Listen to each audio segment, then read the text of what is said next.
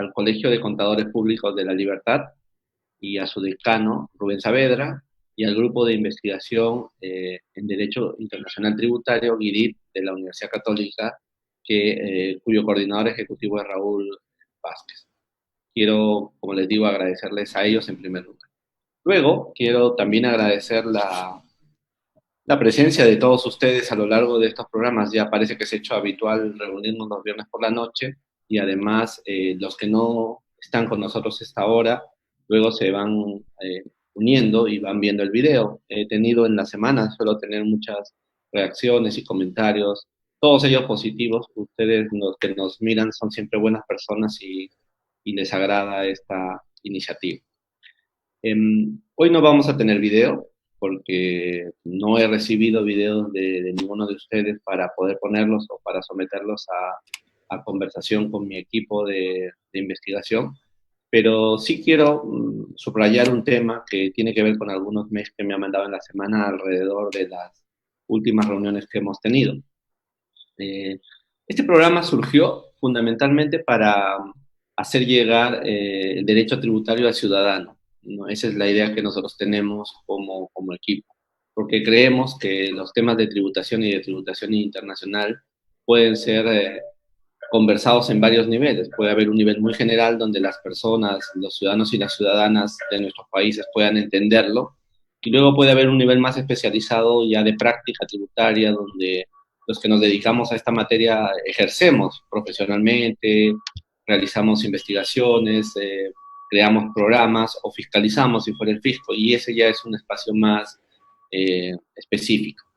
El programa fue pensado para empoderar a los ciudadanos en el entendimiento de la cuestión de la tributación internacional, porque nos parecía que cuando la ciudadanía habla de estos temas muchas veces no lo hace bajo ciertas coordenadas que nos parece que son importantes tener, más técnicas, más conceptuales, ¿no? Hay un trabajo detrás de esto. Y si para eso está aportando este programa, que es lo que he recibido mucho, yo me alegro y creo que se está cumpliendo el objetivo. Pero también el programa tiene otro público, que es el público más especializado, es decir, aquellas personas que se dedican al derecho tributario y al derecho tributario internacional en todos nuestros países. Y también queremos abarcar una reflexión con ellos. Por eso es que ustedes verán en que en nuestros distintos programas vamos situando cada uno de los temas de una manera que pueda ser accesible por unos y profundizado por otros. Y en eso todas las personas que me han acompañado hasta ahora lo han hecho perfectamente. Este programa tiene ese mismo estilo. Vamos a empezar de las cosas más sencillas y si el tiempo nos da, vamos a ir a asuntos más complejos. Y creo que la persona quien he invitado tiene esa capacidad para ayudarnos y guiarnos un poco por estos dos mundos. Entonces, les conmino mucha atención en esta reunión porque efectivamente vamos a hablar de algunos temas más especializados que en otras oportunidades, pero que vamos a poder tratarlos de manera general para que todos tengamos un entendimiento. Muy bien, dicho esto entonces empezamos ya con el tema. El tema que vamos a trabajar ahora es el tema del uso del convenio multilateral tributario anti-BEPS, que comúnmente se llama MLI por sus siglas en inglés. Yo prefiero usar el castellano así, no me gusta el Spanglish, entonces uso el castellano así duro y puro, y cuando hablo en inglés sí hay que hablar en inglés. Entonces voy a referirme a él como el MLI, con la tonalidad castellana. ¿Cómo estamos usando el convenio en América Latina? Quiero que entendamos qué es esto del convenio, para qué sirve, quiero que entendamos los principales elementos, cómo está funcionando esto en América Latina y los problemas que puede tener hacia el futuro. Dicho entonces en dos niveles, en un nivel muy general primero y luego en un nivel muy específico. Para eso he traído a un brillante personaje, en el mejor sentido de la palabra, una persona correcta, adecuada y que conozco además indirectamente por algunos amigos. Él es Daniel Fuentes. Daniel Fuentes es mexicano, es licenciado en Contaduría Pública por la Universidad Autónoma de Nuevo León y ha seguido una maestría en Derecho Fiscal Internacional por la Universidad de Viena, en Austria. Ahora conversábamos que es discípulo de Michael Lang, que es una persona venerable para todos los que trabajamos en temas de tributación internacional. Y es candidato a doctor por esa misma universidad. Entonces tiene una trayectoria académica muy interesante porque ha trabajado en actividades de profesor en impuestos internacionales en muchas universidades, en Viena para empezar, en Montevideo, en Uruguay, en Beijing, en la China, imagínense, y actualmente en Monterrey, en el Tecnológico de Monterrey, la Universidad Autónoma de Nuevo León y el Colegio de Contadores de Nuevo León. Pero además tiene un perfil práctico también, lo cual me parece estupendo. Él había participado como asesor del equipo de negociaciones de los tratados del Principado de Liechtenstein, donde él ha vivido además varios años y está de vuelta en México recién hace 2 años atrás. Y ha sido gerente senior en el equipo de impuestos internacionales de una multinacional suiza y estuvo bajo su responsabilidad el planeamiento fiscal y de precio de transferencia de subsidiarias en diferentes regiones, Norteamérica, Europa Central y Asia Pacífico. Y ahora es el gerente fiscal internacional de Arca Continental. Para los que no asocian mucho el nombre, que a mí yo siempre digo cuando hablamos con los amigos de Arca Continental, que es un nombre muy extraño, pero se refiere a la multilatina que ve los temas, la multinacional que ve los temas de Coca-Cola en América Latina, entiendo, ya nos contará él un poquito mejor, con lo cual tiene una experiencia profesional, una experiencia docente y una experiencia académica. Y claro, como pasa con todos los que invito a esta reunión, es una buena persona. Ese es un prerequisito para invitar a alguien a nuestras reuniones, que sea una persona correcta y en quien confiamos. Querido Daniel, bienvenido al programa. Siéntete en tu casa. Quisiera tus palabras iniciales, por favor. Sí, no, pues muchas gracias. Primero, agradecerles la invitación. Es un privilegio estar aquí con ustedes. He visto sesiones anteriores y creo que es un excelente programa y sobre todo el motivo que tienen de poner este conocimiento de esta materia que quizá a alguna gente se le haga muy específico, ¿no? Pero ponerlo al alcance con palabras simples, al alcance de todo ciudadano, creo que es algo muy respetable y un propósito muy loable. Y bueno, agradecerte, Luis, la invitación y también a Raúl Vázquez, que fue el contacto que por ahí nos apoyó. Muchas gracias, querido Daniel, por tu presencia aquí. Entonces, empecemos. Yo te propongo 3 tipos de temas. He organizado un poco la conversación en 3 temas. Me gustaría volver sobre BEPS, Sí, porque hemos estado trabajando BEPS en los anteriores programas, pero creo que ahora se presta un poco para hablar del BEPS, del marco inclusivo de BEPS y del MLI, o sea, del convenio. muy bien. Quisiera juntar eso y tejerlos. Luego me gustaría en una segunda parte entrar a algunos aspectos operativos del convenio, que Ujú. tiene más una cuestión, digamos, de orden jurídico procedimental, y luego ver aspectos específicos. Te propongo que veamos 3 temas. Las cláusulas antiabuso, que es el tema que a mí me gusta tanto. Quisiera ver también contigo solamente pasar por un costadito por el tema de los híbridos, para que la gente también entienda qué son esto de los híbridos. Y finalmente, si el tiempo nos alcanza, hablar un poco de las medidas procesales, entre comillas, del convenio. ¿De acuerdo? Entonces, esa sería Perfecto, nuestra agenda. Si te parece, empecemos por el primer tema. muy bien. Hablamos del proyecto BEPS.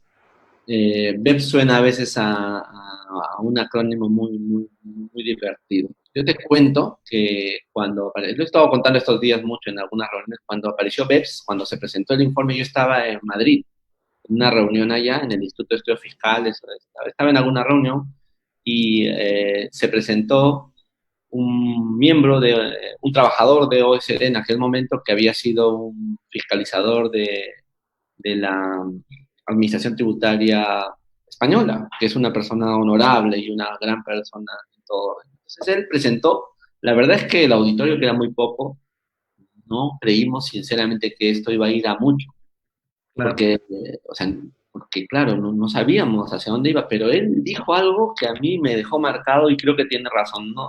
Lo he vuelto a ver, pero no se lo he dicho, ¿no? Él dijo algo así como esto: va a llegar un día en que tengamos un convenio multilateral. difícil de creer en aquel entonces. Dificilísimo de creer. Sí, Entonces, claro, hoy día ya lo tenemos. Entonces, es casi como un brujo él en términos latinoamericanos, ¿no? sí. Quería que nos cuentes un poco, en la medida en que puedas, cuáles han sido los antecedentes y los objetivos del proyecto BEP desde tu perspectiva, que además eres un latinoamericano que ha estado aquí y que ha estado durante todo el proyecto BEPS cuando se pararía en Europa, y además nada menos que en Liechtenstein. O sea, con lo cual tienes ahí una visión interesante sobre este tema de cara del sector privado, ¿no? Cuéntanos, Claro. Dani, Sí, ¿cómo lo bueno, ves?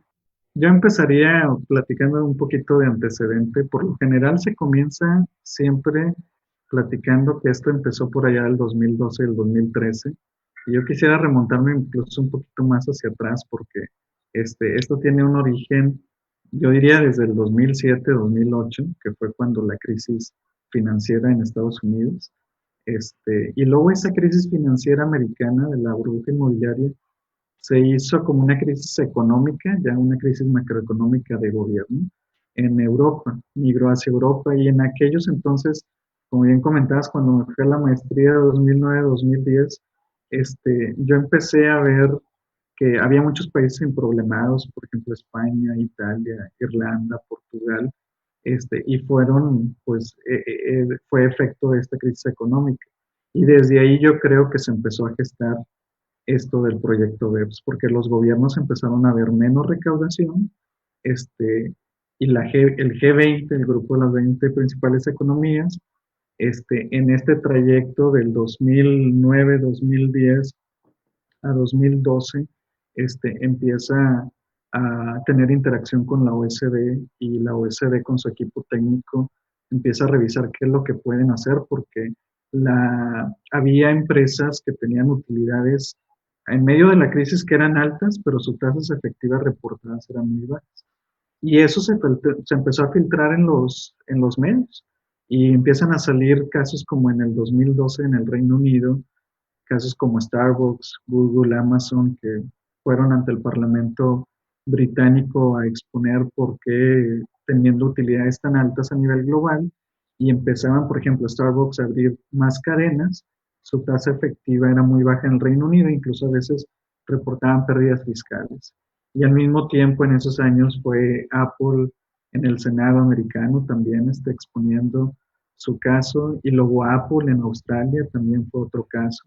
Entonces todo eso se fue cocinando, pero fue desde el 2007-2008 hasta en el 2013 el G20 se reúne periódicamente y en el 2013 en San Petersburgo, en Rusia, es donde se da el anuncio, ¿no? Que el G20 le va a encargar a la OECD con su equipo técnico, que tiene mucha influencia en el mundo fiscal internacional, a que haga este proyecto que identifique cómo puede hacer que las multinacionales paguen una tasa efectiva global de manera razonable y sobre todo que se pague en los países lo que la OSCE llama donde realmente tienen operaciones y donde se crea valor. Entonces, ese es el antecedente y pues en cada lugar se vivió de manera diferente. Yo creo que el núcleo de todo esto fue Europa y quien encendió esto fue el Reino Unido. Y después esto obviamente migró hacia Estados Unidos, empezó a ponérsele también el ojo. Paralelamente al proyecto BEPS, la OSD ha venido trabajando temas de intercambio de información y le empieza a ver este tema con países como Suiza, como el propio Liechtenstein, y empieza diciendo, oye, hay dos fuentes en las que hay elusión fiscal. Uno es por la parte de ultra wealthy, que los super ricos, y hay que ponerle atención al tema de intercambio de información. Y otro tema son las multinacionales, que hacen planeación fiscal que le llaman agresiva, que si bien es legal, pues a lo mejor no está muy alineada con las realidades de negocio, ¿no? Entonces son los dos temas que empieza a atacar la OECD ya en el 2013 y del 2013 al 2015 lo vinieron trabajando. Identificaron 15 acciones sobre cuáles las multinacionales, pues eran algunas lagunas que hacían este tipo de planeación, ¿no? Y en octubre del 2015 pues ya sacan el producto final de cuáles son estas medidas que le recomiendan a los países que implementen para que las multinacionales ya no tengan esas lagunas a su disposición. Y bueno, del 2015 a la fecha los países han estado implementando estas medidas, ¿no? Entonces ese es un poquito el antecedente y sí me quise ir un poquito más hacia atrás, 2007-2008, que en mi opinión es donde realmente se gesta este proyecto BEPS. Uh-huh. Concuerdo contigo completamente. Me ha hecho recordar además algunas cuestiones de esos años. Quisiera pasar ahora, si te parece, y subrayando el tema de que BEPS tenía en su origen un problema, que es que en el documento inicial lo que la OECD sostiene es que son las multinacionales las que habían aprovechado los instrumentos de tributación internacional que se habían producido en el marco del propio soft law de la OECD. Y por lo Exacto. tanto, al utilizarlo, lo que había que hacer es corregir esos instrumentos. Estamos pensando fundamentalmente en el modelo del convenio y en sus, digamos, yo le llamo sus patitas, que serían las reglas de precio de transferencia y los documentos que iban produciendo sobre la interpretación de los distintos artículos, ¿no? Ese era el marco. Entonces, su origen tiene una perspectiva antielusiva muy fuerte, digamos, eso es lo que estaban buscando. No estamos hablando como en la primera ola de la tributación internacional de una regla, digámoslo así, para tratar de evitar la doble imposición, sino esta vez es para tratar de evitar la doble no imposición, por ponerle. Entonces, creo que el gran acierto de la OECD es el desarrollo del marco inclusivo. Así es. Porque si no hubiera habido este concepto del marco inclusivo, de repente la OECD no hubiera tenido éxito, ¿no? Y como tú sabes bien, en el 2015, justo cuando se presenta, la OECD exige le exige al secretariado que desarrolle un marco que incluya economías en desarrollo, más economías, ¿no? Y a partir de eso, en el 2016, si recuerdo bien, se establece una implementación de un estándar mínimo, el famoso estándar mínimo. O sea, los que no son parte de OECD o del G20, por ponerlo así, se comprometen a participar de esta movida antielusiva mundial, pero con el objetivo de construir algunos pilares, un mínimo, mínimo, mínimo, ¿no? Y ese mínimo, si recuerdo bien, estaba formado por las reglas de uso abusivo de los convenios, o sea, la proscripción del uso abusivo de convenios, que es la de la acción 6, los informes de country by country report, o sea, de informe de país por país estandarizados de la acción 13, y ahí esa acción es bien interesante porque le daba a la administración una imagen global de dónde se declaraban los beneficios, o sea, necesitaban ellos contar con eso. Un proceso de revisión interpares reforzado para frenar las prácticas fiscales nocivas, digamos, ¿no? Acciones 5 y 4 me parece, y un acuerdo para garantizar los avances en la resolución de controversias, que era la acción 14. ¿No es cierto? Ese es el marco mínimo. Entonces, ahí mi pregunta, yo tengo algunas preguntas, vamos a ver qué piensas tú sobre esto, ¿no? La OECD ha dicho siempre que para la lucha contra la ilusión y la evasión es necesario que el paquete BEPS se realice a escala mundial. O sea, ese es un precondicionamiento. Si no estamos todos, esto no funciona, de hecho. Y por lo tanto, que los países y jurisdicciones interesados que no pertenecen al G20 deben comprometerse a ponerlo en marcha en condiciones de igualdad. Entonces es aquí donde viene mi cuestión. ¿Qué opinas sobre este eslogan de las condiciones de igualdad de los países en la elaboración del paquete euro? ¿Te parece que hay condiciones de igualdad? ¿Te parece que el modelo está pensado para todos o es un modelo que está enfocando ciertas cosas que benefician a cierto tipo de economía? Te lanzo una manzana envenenada, digamos Sí, así. es una pregunta nada sencilla, pero es una pregunta muy interesante y tiene razón. En la OECD, en esos diálogos fiscales, diálogos tributarios que la OECD también saca, periódicamente, siempre Pascal, el director de la parte impositiva de la OECD, siempre comienza diciendo que todos están en igualdad de condiciones, ¿no?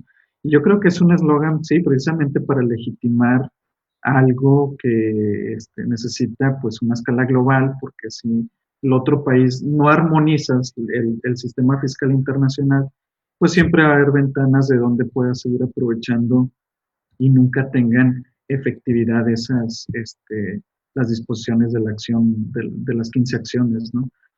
Sin embargo, yo honestamente creo que la, no hay igualdad, no hay igualdad en cuestión de opiniones. Por ejemplo, ustedes sabrán, en una de las sesiones anteriores y también yo platicando con algunos colegas americanos, por ejemplo, ellos dicen que ellos no necesitan entrarle ni al acuerdo multilateral ni a muchas de las acciones BEPS, porque ellos ya lo tienen todo, ¿no?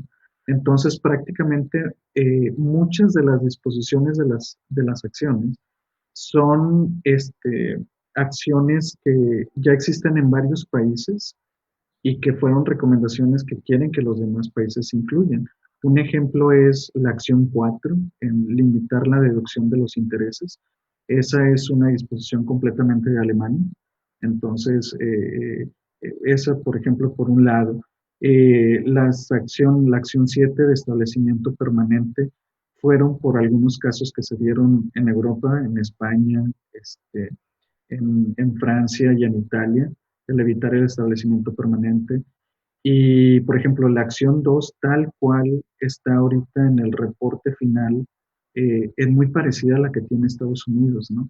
Entonces, yo sí creo que el concepto de la trayectoria global de las reformas, que por ahí se menciona mucho, de que países que son influyentes empiezan a crear reformas y que le dan la trayectoria al mundo y todos los empiezan a adoptar. Yo creo que esto es precisamente lo que está pasando con el proyecto BEPS. Y yo sí lo veo muy cargado a la necesidad de las de la planeación fiscal agresiva que se ha dado en este tipo de jurisdicciones. Por ejemplo, yo no me puedo olvidar del caso de Amazon en el Reino Unido ante el Parlamento británico, en el que exponen que, oye, alguien del Reino Unido, un cliente, te metes a la página y te metes a un dominio completamente británico, amazon.co.uk. El inventario está en el Reino Unido. La entrega se hace en el Reino Unido, pero la factura sale desde Luxemburgo. Entonces, obviamente eso ve al Reino Unido y si nos ponemos a ver, eso es precisamente lo que ha migrado al proyecto BEPS, ¿no? Entonces, yo sí creo que la discusión es muy, muy interesante, es muy sofisticada, pero creo que sí los países emergentes, pues nos estamos quedando un poquito atrás de realmente la discusión, porque pues, realmente la planeación fiscal agresiva de mecanismos híbridos, si bien se puede dar en todas partes, normalmente es un problema que se da en Europa. Entonces, pues yo sí lo veo un poquito cargado y las 15 acciones un poquito de acuerdo a las necesidades que se han visto en estas jurisdicciones que te he platicado. Y pues obviamente se legitima y se dice que pues los países emergentes también. Yo creo que hay algunas acciones que sí se necesitan en países de economías emergentes, sin embargo también hay otro tipo de necesidades que, que se requieren. Perfecto, entonces estamos de acuerdo, hemos empezado muy de acuerdo hasta ahora. Sí, creo que Eh, sí. Quisiera preguntarte ahora sobre la implementación en América Latina. Cuando te he presentado, tú trabajas en una multinacional, en una multilatina, entonces tienes una idea panorámica de cómo está funcionando esto en América Latina. Así que quería apelar a esa situación para preguntarte cómo está la implementación de BEPS en América Latina. Tampoco te pido que lo hagas tan completo porque no se trata de eso. Y sobre todo me interesa México. El México lindo y querido, ¿cómo está metido en este proyecto de BEPS? Fíjate que es interesante. México, bueno, al tener el secretario general de la OSD al ser mexicano, de manera extraoficial se ha dicho por ahí que pues México adopta todo de manera anticipada, incluso antes de que salga publicado. Es el lugar de ensayo. Es el lugar de ensayo el conejillo de Indias, por ahí dice. Y sí, fíjate que de hecho hubo una reforma en el 2014 en el que ya venían varios elementos del proyecto BEPS, aun cuando estuvieran previo a los reportes finales. Entonces digo, eso es indicativo. Como quiera, ahora en el 2020 ha habido otra reforma sustancial y eliminó prácticamente, borró todo lo que se había implementado del 2014 y ahora sí hay un BEPS un poquito más reforzado, incluso va más allá de lo que las propias recomendaciones. Y te puedo decir que todo lo que está publicado de la OSD en respecto a las acciones, todo está implementado. Está implementado la acción 2, incluso la acción 2 un poquito más agresiva de la propia recomendación. Está implementada la acción 3, que pues, es fortalecer el régimen de CFC. Está implementado la 4, que es la limitación a la deducción de intereses. Pues prácticamente todo precio de transferencia también tenemos una regla en la que dice que pues todo lo que salga de la OSD de manera automática se implementa en México. Entonces, tanto la acción 8, la 10, la 13, que es todo lo del reporte local, maestro y país por país también ya está implementado, acción 14 también. Lo único probablemente dentro de la acción 14 que no está implementado es la cuestión de arbitraje ya en cuestión de tratados. Pero fuera de eso, te podría decir que todo, y pues la acción 1 no ha sido implementada porque no ha sido finalizada, ¿no? Pero Pero ustedes tienen unas normas sobre la economía digital, ¿no es cierto? Que acaban de exacto. entrar en rigor. exactamente, entraba en vigor ahora el 1 de julio. Y bueno, a veces aquí con los colegas en México, a veces hay un poquito de confusión porque nos dicen, no, ya se implementó la acción uno. Bueno, no, no se implementó la acción uno. Lo que se implementó fueron, no se están grabando las utilidades de las empresas de economía digital. Lo que están haciendo es cumpliendo con obligaciones formales de cobrar IVA, por ejemplo, de facturar, para tener el piso parejo con otros proveedores locales, ¿no? Entonces, eso sí, para cobrarle el IVA al usuario final, por ejemplo, eso sí se ha implementado, pero respecto a grabar las compañías de multinacionales en economía digital, pues yo creo que están muy al tanto de que nada más salgan las reglas finales para implementarlas.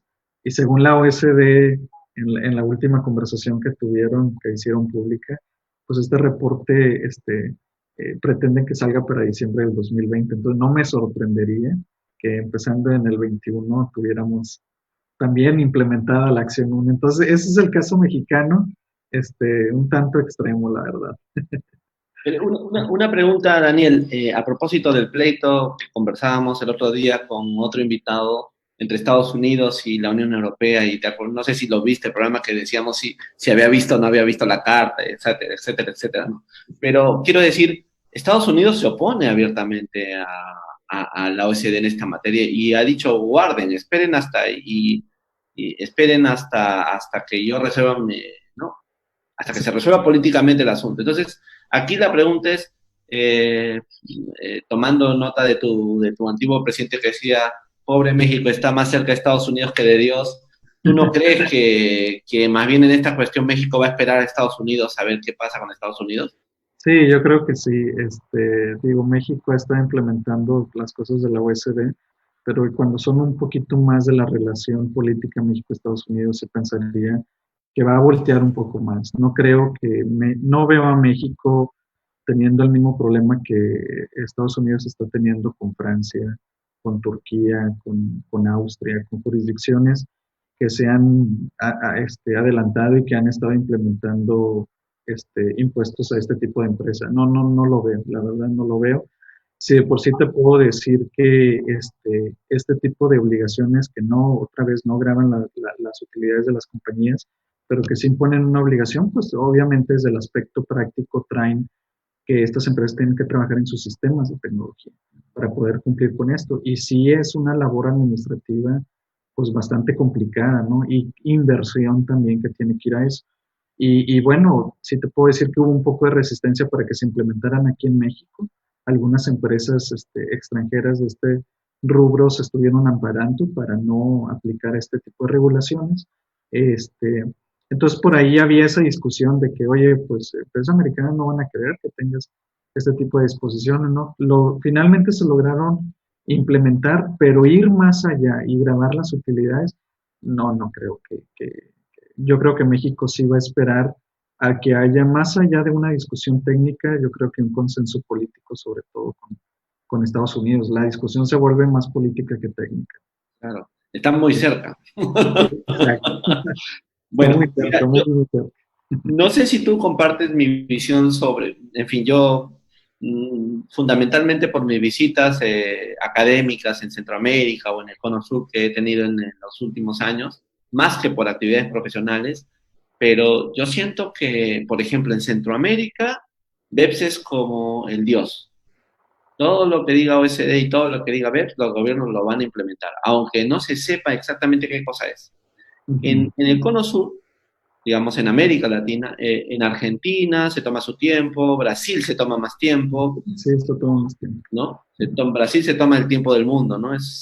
Ellos dicen que es otro mundo, ¿no? Exacto. Eh, Colombia y Chile tienen obligaciones, entonces con lo cual ellos están más relacionados igual que México, ¿no? Y Sí. bueno, y la zona del Pacto Andino, yo conversé, mira, fíjate, yo tuve una conversación muy franca con algunos profesionales de la SUNAT, que es la Administración Tributaria Peruana, sobre este tema hace unos años, ¿no? Conversaban un poco, una reflexión académica. Sí. Entonces ellos lo tenían, en mi perspectiva, muy claro en esos años. Ellos decían esto: nosotros vamos a BEPS, nosotros vamos al marco inclusivo, nosotros participamos activamente, pero nosotros vamos a incluir aquí aquello que nos sea útil. así debe Lo de que no ser. sea útil, no lo vamos a incluir. Entonces, claro, pero resulta que aparentemente todo es útil. Entonces van incluyéndolo todo, de a pocas, ¿no? Pero creo que, entonces te diría, habrían como tres estándares, ¿no? Los que están, no sé si compartes esto, los que están más vinculados a OECD, que tienen que cumplir, los que están más alejados de OECD por circunstancias históricas, que serían Brasil y Argentina, a pesar de los gobiernos, quiero decir que los gobiernos de ahora quieren entrar también, ¿no? Pero parece Sí. que no. Y un tercer grupo, que sería el grupo de los centroamericanos, que le dicen sí a todo, porque no sé si estoy siendo injusto en mi mirada, pero ¿cómo lo ves tú? Digo, sí, pues, parcialmente, digo, sí estoy de acuerdo a grandes rasgos. Ahí yo le agregaría el ingrediente de que hay países que tienen la obligación, si vamos a ese término, que son miembros de la OSD y aún así no implementan cuando no es de su propio interés. Y yo creo que eso se da en Europa, occidental. Ellos analizan mucho y dicen, oye, aun cuando yo soy parte proactiva de la OSD, si yo no quiero implementar algo porque no va de acuerdo a mis necesidades, no lo implemento, ¿no?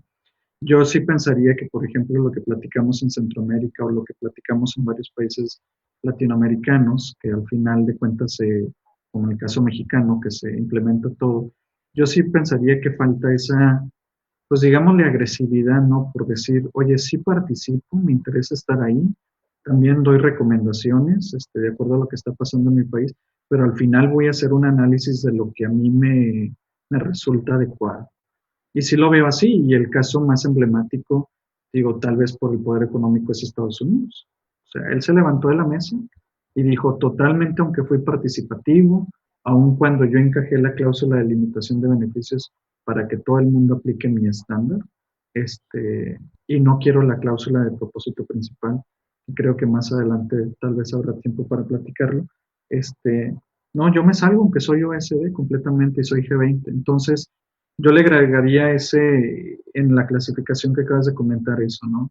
Hay países OSD que dicen, ¿sabes qué? Si yo no quiero, yo no implemento. Oye, pero tú eres país OSD y tienes estas obligaciones. No, no. Y el caso de Brasil, fíjate que personalmente me gusta. Es muy complejo el sistema brasileño, todo siempre platicamos que a nivel de cumplimiento tributario es un dolor de cabeza. Sin embargo, creo que sí tienen una postura muy establecida de decir, oye, si mi visión no es que las guías de precio de transferencia de la OSD con todo y tus acciones 8 la 10 y la 13, no, yo creo que esto es más efectivo y yo lo hago de esa manera. O por ejemplo, las cláusulas CFC también, equivocado, correcto, pero pues, yo insisto que la postura de hacer el estudio y de ver y tú centrarte en lo que tú quieres, a mí particularmente me gusta esa posición. O sea, necesitamos más política tributaria en América Latina, por decirlo de una forma. Sí, más política tributaria y más mano dura, más carácter probablemente. Muy bien, creo que con esto hemos satisfecho y cerrado un ciclo de la visión que hemos tenido. Te lo agradezco mucho porque es un buen cierre de un ciclo de entendimiento de BEPS, ¿no? Ahora me gustaría pasar ya al aspecto operativo del MLA. Para de los que nos están viendo son, digamos, menos especializados, paciencia, que nos acompañen para entender un poco esto. Yo quisiera empezar en esta parte 2 preguntándote una cuestión muy sencilla. ¿Qué es el MLI? O sea, Sí, ¿cómo se lo dices al ciudadano común y para qué sirve? bueno, el instrumento multilateral es parte de una de esas acciones que platicamos. Y bueno, me regresaría un poquito. El proyecto BEPS, que tiene las 15 acciones, son recomendaciones que la OSD le da a los países para decir, cambia algunos aspectos de tu legislación local, de tus leyes nacionales, ¿no? Y otra son recomendaciones para implementarlas en los tratados para evitar la doble tributación. Entonces, pues se dividen en esos dos. Y el MLIM, el instrumento multilateral, recoge todas las recomendaciones para los tratados y las pone en un instrumento multilateral y dice, oye, ya no significa que tu tratado bilateral ya va a dejar de operar, ¿no? Ese va a seguir operando, pero resulta que para acceder a lo que estabas aplicando, va a haber unos estándares más altos para que tú puedas acceder a los beneficios del tratado, ¿no? Anteriormente se utilizaban a veces esos beneficios del tratado para hacer planeación fiscal y llegar al resultado de lo que platicamos, de la doble no imposición, que no pagas en ningún lado, ¿no? Y en ese caso, la OECD dice, oye, yo quiero evitar que ese sea el resultado y quiero evitar que también triangules, que pongas una empresa en un país en el que la empresa sea de papel y bueno, voy a elevar mis estándares para que puedas acceder a estos beneficios. Y lo que hace el instrumento multilateral es invita a todos los países y dice, mi intención es que los más de 3.500 tratados, si todos los países del marco inclusivo lo firman y entra en vigor, que así de golpe afecten esos estándares adicionales, afecten a los tratados bilaterales, ¿no? Porque si lo dejan a los países que negocian tratados por tratado, pues no, o sea, nos va a llevar 3, 4 décadas y la realidad de negocio va a ser diferente. Entonces la OECD quería algo muy rápido y se pongo este documento multilateral, todos fírmenmelo y que afecte todos los tratados bilaterales que son existentes y no lo dejo a la negociación de los países. Entonces, de eso se trata. Es un tratado que opera de manera paralela a lo que ya existe y a lo que ya conocemos. Es como una sombrilla, digamos, ¿no? Que es Sí, un segundo nivel de cubridor, esta vez para evitar la doble no imposición, digámoslo así. Si el exacto. tratado original era para evitar la doble imposición, ahora le pones la sombrilla general para evitar la doble no imposición. Y entonces te Exacto. pregunto, en términos ya de estructura de ese tratado, ¿qué acciones del proyecto BEPS están incluidas? ¿Y Sí, cuáles de estas van a ser el estándar mínimo? Porque al ser un tratado multinacional, pues cada país iría a decir, mira, yo quiero esta parte, yo quiero esta otra, yo quiero esta otra. Entonces la pregunta es, ¿qué es lo mínimo que tiene que tomar todo el mundo? O tú puedes ir como en un supermercado a conseguir, o en un delivery a pedir lo que tú quieras, según quieras. ¿Hay un mínimo o no hay un mínimo? así es. Sí hay un mínimo, digo, hay muchas opciones que escoger y como cuando uno va al restaurante y empieza a hacer su propia selección o cuando vas al supermercado y comienzas a seleccionar lo que tú quieres, en principio así funciona y cada país hace su tarea de decir, oye, ¿qué son las cosas que yo selecciono, ¿no? Pero dentro de toda esa selección sí hay un estándar mínimo porque si no habría, pues, no habría simetría, ¿no? Entre las cosas que todos los países escogen y se haría, pues, una desorganización. Entonces la OECD dice, tú escoge todo lo que quieras entre las opciones que tienes, pero los estándares mínimos van a ser la acción 6 que le vas a tener que meter cláusulas antiabuso a los tratados, cosa que no era muy popular anteriormente. Eh, entonces es la acción 6 un estándar mínimo, incluirle un preámbulo a los tratados, incluyéndole una cláusula general antiabuso, incluyéndole una cláusula de limitación de beneficios que es muy del modelo americano. Eso es un estándar mínimo. Y también dice la acción 14, que es el mejoramiento de los mecanismos de resolución de controversias. Y la acción 14 es bien interesante porque dice la OECD, oye, con tanta regla nueva y dejando lo que los países los interpreten, pues de seguramente en un tratado, por ejemplo, México-Perú, pues a lo mejor Perú tiene su interpretación de estas nuevas normas que van a ser nuevas para todo el planeta, México también, y los dos están con que debe de grabar la operación en los dos países. Entonces dice, oye, pues yo tengo que meter como reglas que puedan ayudar a que ese tipo de problemas de interpretación de las reglas nuevas pues se vayan a solucionar y no crear un problema que porque quieres evitar la doble no imposición, tengas doble imposición en todos lados, ¿no? Entonces dice, no, ¿sabes qué? La acción 14 también tiene que ser un estándar mínimo. Entonces, hay 4 acciones que recoge el proyecto, el tratado, el acuerdo multilateral, que son la acción 2, la acción de mecanismos híbridos, la acción 6, que es lo de abuso de tratados, la acción 7, que es de establecimiento permanente, y la acción 14 de mecanismos híbridos. De esas 4 acciones, pues hay muchas opciones.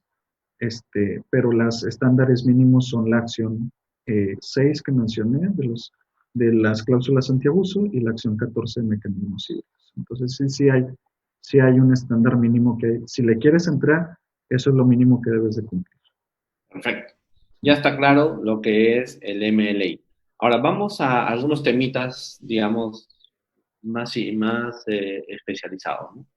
Conversemos un poco sobre la entrada en vigor, si te parece, ¿no? Claro. El MLI se ha generado, como tú lo has dicho bien, a través de un acuerdo. Creo que son ahorita 115 o 122 países los que ya lo han firmado, pero necesitas la ratificación de los parlamentos, me imagino, de las instancias de cada país. ¿No? No basta con haber dicho que la estás suscribiendo, necesitas ese otro momento. ¿No? Eh, y la regla, si recuerdo bien, es que entra en vigor a partir del tercer mes, contado a partir de la fecha del depósito de ratificación del quinto instrumento, y entrará en vigencia a partir del 1 de enero del año siguiente. O sea, necesitaba 5 instrumentos para echarlo a andar. Pero Sí, luego, cada país lo tiene que ir ratificando y entonces van a tener periodos diferentes. ¿Qué exacto. opinas sobre este asunto? Cuéntale un poco al público que nos está mirando cómo funcionaría esto en tu perspectiva. Ok, platicaría de varias fechas que son muy relevantes, ¿no? La primera es por ahí de noviembre del 2016, que fue cuando salió publicado cuál es el instrumento multilateral y todos los que vemos impuestos internacionales como era algo tan novedoso, lo sigue siendo, pero en ese entonces cuando salió publicado, pues todos nos emocionamos a ver qué era lo que incluía ese instrumento, ¿no? Entonces, esa es la primera fecha, publicado por la OECD, aquí está el documento. Y luego después, en junio del 2017, se juntan los países, alrededor de 80 y tantas, 85 por ahí, ochenta y jurisdicciones, cinco fueron, sí, 85. ¿sí? Y lo firmar. Y bueno, esa es una fecha, y como bien comentas, ahí es cuando lo suscribe el país, cuando lo firma. Sin embargo, como cualquier tratado, como cualquier acuerdo internacional, los países lo tienen que ratificar, ir al Senado, y pues ese procedimiento constitucional en cada país, pues es muy variado en 85 jurisdicciones, ¿no? Entonces, algunos, para que entrara en vigor por primera vez, tenían que haber 5 jurisdicciones por lo menos que lo ratificaran. Eso ya sucedió creo que fue por ahí en el 2018. eh, y muchos países pues no lo han ratificado. Es el caso mexicano, por ejemplo, y entiendo que en el caso peruano tampoco no se ha ratificado. Entonces, bueno, una cosa es que haya sido firmado, otra cosa es que vaya a ser ratificado, y a partir de la fecha de ratificación hay varias fechas que son relevantes. México supongamos que lo ratifica, y bueno, en 3 meses, a partir de la fecha de ratificación, el acuerdo entra en efecto, ¿sí? Supongamos que lo firma este 24 de julio, o sea, agosto, septiembre y octubre, el 24 de octubre entra en efecto. Pero otra cosa es la fecha de aplicación. Y la fecha de aplicación sería hasta el 1 de enero del año siguiente, de la fecha en la que se haya eh, por ahí entrado en efecto. Entonces, en términos prácticos, si nuestros países no lo ratifican, más tardar a finales de septiembre, pues no va a entrar en aplicación en el 2021, sino hasta el 2022. Ahora, a partir de eso haría la clasificación de que las únicas reglas que se escapan de esto que he explicado son la acción 6, las cláusulas generales, la cláusula general antiabuso, la cláusula de limitación de beneficios y el preámbulo. Esta acción 6 entra en vigor, entra en aplicación, perdón, al tercer mes, que es la misma fecha en la que entra en vigor. Entonces no necesitas esperarte hasta el 1 de enero del año siguiente. Entonces es interesante, ¿no? Porque de repente uno dice, no, pues si yo no lo ratifico, si no se ratifica en México en septiembre, no, hombre, va a entrar hasta el 2022. Pero supongamos que lo ratifique en octubre o a principio del año siguiente, pues 3 meses hacia adelante y la autoridad fiscal ya tiene armas para decir, oye, este beneficio al que estás accediendo al tratado no va a ser aplicable, porque yo ya puedo aplicar lo que viene de la acción 6 que afecta en la acción 6 el tratado específico que estás aplicando. Entonces, sí hay que tener mucha atención en ese punto fino entre la aplicación ya al 1 de enero del año siguiente en que entre en vigor de todas las demás reglas y de 3 meses que entre en vigor y paralelo entre en aplicación las cláusulas antiabuso de la acción 6, ¿no? Entonces, esas serían las fechas relevantes. Perfecto. Y solamente para apuntar algo, necesitas también que el otro país con el que tienes el convenio lo haya ratificado, ¿no es cierto? Así Porque es. mientras eso no ocurra, necesitas jugar en doble banda, la tuya y la del otro país. Entonces, con lo cual Eso, vuelve un poco divertido todo, porque van a haber países con los cuales ya vas a tener que aplicar el MLI y con otros que no, y etcétera. no, A hombre, mí me parece sumamente divertido. se vuelve muy divertido, como tú lo dices, porque en la página de la OSD viene las posiciones de cada país, ¿no? Entonces lo que uno tiene que hacer es, a ver, ya se ratificó en México y cuándo lo ratificó, pues el otro país, ¿no? Por ejemplo, México que tiene una red de tratados de alrededor de 64 tratados y dice, oye, de esos 64 que México incluyó todos, bueno, ¿cuáles ya lo ratificaron y entró en vigor? Y entonces, no, si ya entra en vigor, bueno, ya entra en vigor a México, esos son los que puedes aplicar, el resto no. Y luego ya para la aplicación de cada una de las disposiciones, oye, ¿qué opción tomó el otro país y qué opción está tomando México?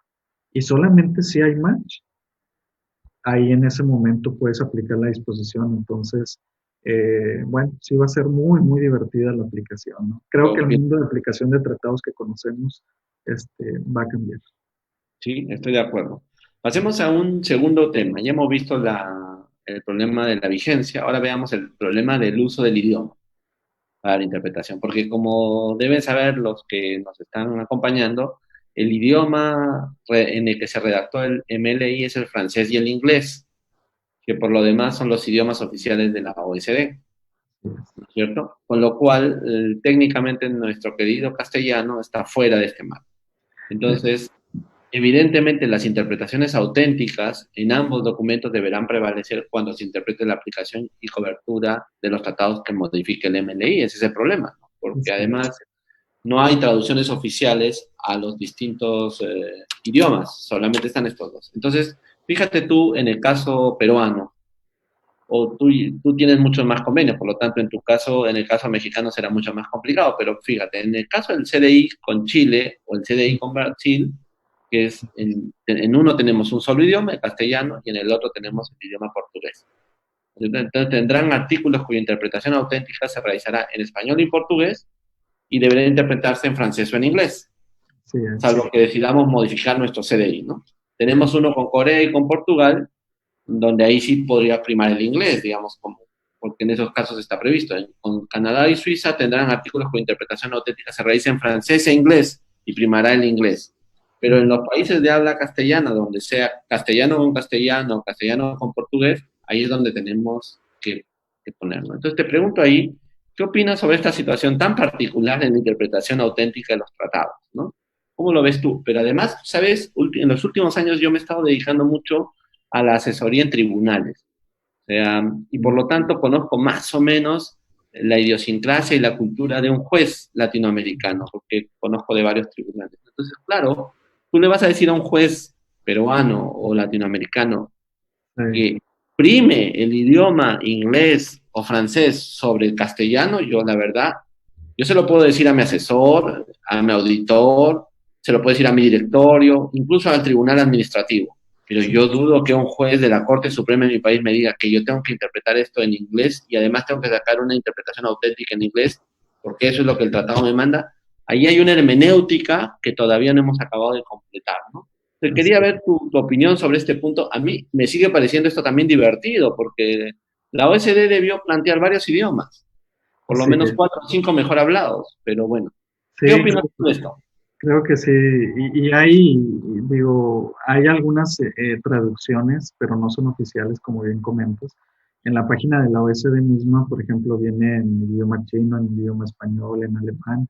Sin embargo, estas no son auténticas, no son oficiales. Entonces, sí se vuelve un problema. Afortunadamente, bueno, en el caso de México, este tema se ha discutido, sin embargo, los tribunales sí han tomado Yo creo que ser propio de la OCDE y de implementar todo, de irte con los documentos oficiales de la OECD, incluso esto antes de todo esto del instrumento multilateral, pues los comentarios al modelo de la OECD, tenemos una regla administrativa en la que sí le da mucho poder a que se puedan interpretar de acuerdo a los documentos oficiales de la OECD en los idiomas que la OECD lo publique. Entonces, creo que en México se ha solucionado de esa manera, pero sí, definitivamente va a traer un problema y yo creo que el problema más complicado del instrumento multilateral va a venir cuando se interpreten los propios términos del multilateral, ¿no? ¿Por qué comento esto? Porque el instrumento multilateral está el documento, los articulados, está una nota explicativa, pero no es una explicación de cómo funciona el multilateral, sino es como una explicación del derecho internacional público, cómo opera el instrumento, y luego están los reportes finales de cada una de las acciones. Bueno, esos reportes finales de cada una de las acciones, que incluso muchos de ellos solamente están en inglés, son la fuente para interpretar. Esos harían, a su vez, los comentarios al modelo de la OECD, ¿sí? De lo que tenemos hoy del modelo. Entonces, los reportes finales serían los comentarios sobre los que se interpreta el instrumento multilateral. Esos documentos, a su vez, hay algunas acciones que solamente están en inglés. Ujú. Y bueno, sí se mete uno en un problema, sobre todo en tratados que, por ejemplo, el Tratado México-Perú, totalmente en español. No necesitamos ni una segunda ni tercera versión y tenemos que irnos a eso, por ejemplo, al reporte final de la acción 6. Desde la perspectiva mexicana, probablemente está superado con esa regla administrativa que así se ha tomado por buena, pero no precisamente tiene que ser el caso en Perú, que es lo que me comentas. Entonces, sí se pudiera generar un problema ahí pues de interpretación y que ni la acción 14 pueda solucionar. Entonces, por Claro, un problema de idioma, ¿no? porque fíjate lo divertido que puede ser esto, ¿no? Pensemos en nuestro convenio. Nuestro convenio está hecho en castellano. Sí, Entonces, el tratado multilateral lo tenemos que interpretar en inglés. O sea que los dos fiscos y los jueces van a tener que entenderlo en términos de inglés. Pero cuando tengan una duda, van a tener que ir al documento de la acción 6, por ejemplo. Y el sí, documento de la acción 6, como tú bien refieres, está en castellano y está en inglés, ¿cierto? sí. Entonces, ¿cuál versión vamos a tomar? México va a tomar la del inglés, pero lógicamente el Perú va a tener que volver a la de castellano.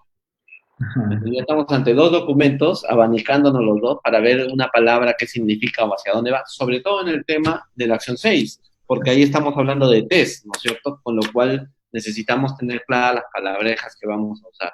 Sí, se vuelve muy sensible el caso, pero así sería tal cual lo estás describiendo. Sí, Bueno, ve pensando qué va a pasar cuando ocurran estas cosas, van a ser muy divertidas. sí, sobre Pasemos a... todo, Sí, perdón, perdón. nada más agregando finalmente, sobre todo, ¿sabes qué? Porque, por ejemplo, la acción 6, si bien la OSD sí publicó los documentos en español, no son los documentos oficiales. Entonces, en ese sentido, sí pensaría que México tomaría la, la, la versión en inglés y como bien comentas, eso pues va a generar un problema. Perfecto. Ahora pasemos al siguiente tema, si te parece. Vamos a meternos ya en la tercera parte. Sí, Bueno, ya tú ya hablaste un poco de la Convención de Viena, ya me ahorraste esa parte, pero efectivamente, ¿no? O sea, los documentos preparatorios, o sea, la interpretación se hará a través del documento de la acción 6. Está sí, bien. Pasemos al siguiente tema, si te parece. El tema es, hablemos ya ahora sí de las cláusulas antiabuso en los convenios.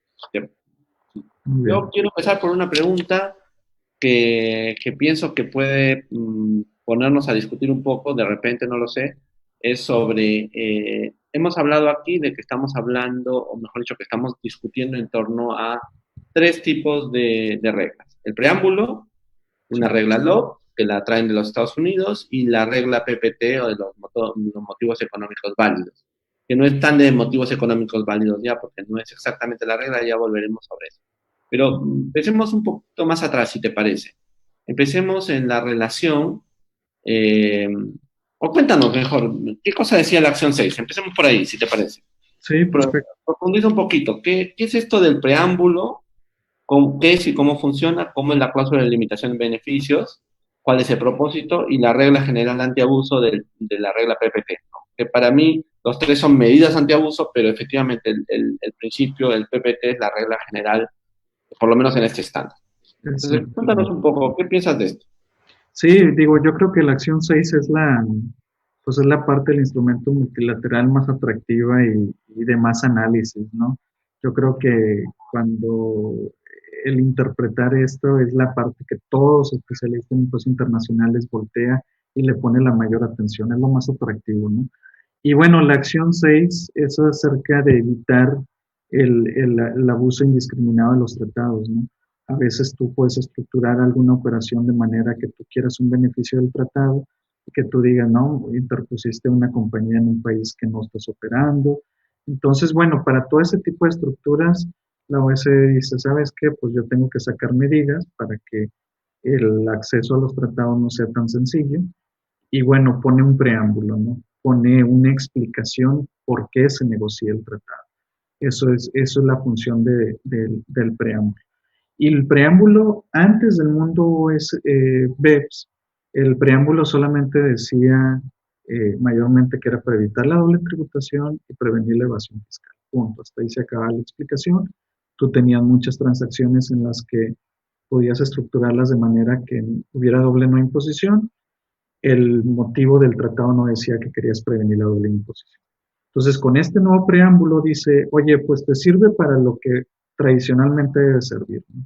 Esos dos propósitos que comentaba, pero también te va a servir para que no logres la doble imposición. Si tu objetivo es acceder a la doble no imposición, pues te estoy diciendo el preámbulo que ese no es el objetivo del tratado. Incluso tampoco para lograr una imposición reducida. Por ejemplo, esto se da con países como Luxemburgo, que de repente en su régimen fiscal tienen varias tasas impositivas, unas más bajas que otras. Entonces, a veces tienen una generalizada corporativa y para ciertos tipos de ingresos, por ejemplo, patent box, regalías, tienen una más baja, ¿no? Entonces decía, si por medio del tratado, sin aplicar el tratado, si te llega una imposición que es la tasa estandarizada, pero por algún motivo la aplicación del tratado te lleva a una tasa de las reducidas que ese país maneja, tampoco no vas a poder utilizar el tratado. Entonces, eso es algo que el preámbulo hace. Algunas interpretaciones, algunos académicos han sido un tanto agresivos con el alcance del preámbulo. Algunos, por ejemplo, han comentado que pudiera hacerla de una cláusula de sujeción, una subject to tax. Eh, Ujú. a mí Yo esa, te iba a preguntar, justo. Ya me ganaste la pregunta, exactamente. a mí esta interpretación se me hace muy agresiva, que en el preámbulo venga una implícita, una cláusula de sujeción que afecte todo el tratado. Se me hace, yo sí pensaría que la certidumbre legal debería de indicar que debe de haber una cláusula de sujeción en alguno de los artículos de las reglas distributivas, si es que para un artículo en específico quieres evitar ese problema, y si lo quieres evitar para todo el tratado, te tienes que ir aplicar una cláusula de estas hasta el método para evitar la doble tributación, ¿no? O incluso una regla general antiabuso aparte para que le aplique a todas las reglas distributivas. A mí sí se me hace muy agresivo y no creo que tenga tanto validez, tanto peso legal, que solamente porque el preámbulo diga cualquier situación que te lleve a la doble no tributación, ya porque el preámbulo dice eso, ya te, ya te cubre todas las situaciones, ¿no? Porque incluso a veces hay tratados que se negocian de manera que en artículos específicos haya la doble no tributación. Por ejemplo, la cláusula muy famosa que Brasil tiene, tax spy, eso también, no me imagino que el preámbulo vaya a limitar ese tipo de doble no tributación intencional y no intencional. Entonces, yo no particularmente no le O daría ese pasa lo peso. mismo, perdona que te, o pasa lo mismo con cuando negocias con un país de fuente, ¿no? Cuya estructura es de fuente, exactamente lo mismo. Exacto. Ahora, también hay que ver qué tipo de doble no tributación, para quienes piensen que es una cláusula de sujeción general, qué tipo de doble no imposición es la que combate, ¿no? Normalmente siempre la pensamos desde la perspectiva de que si el país fuente no graba, entonces se graba en el de residencia. Pero ¿qué pasaría con la viceversa, no?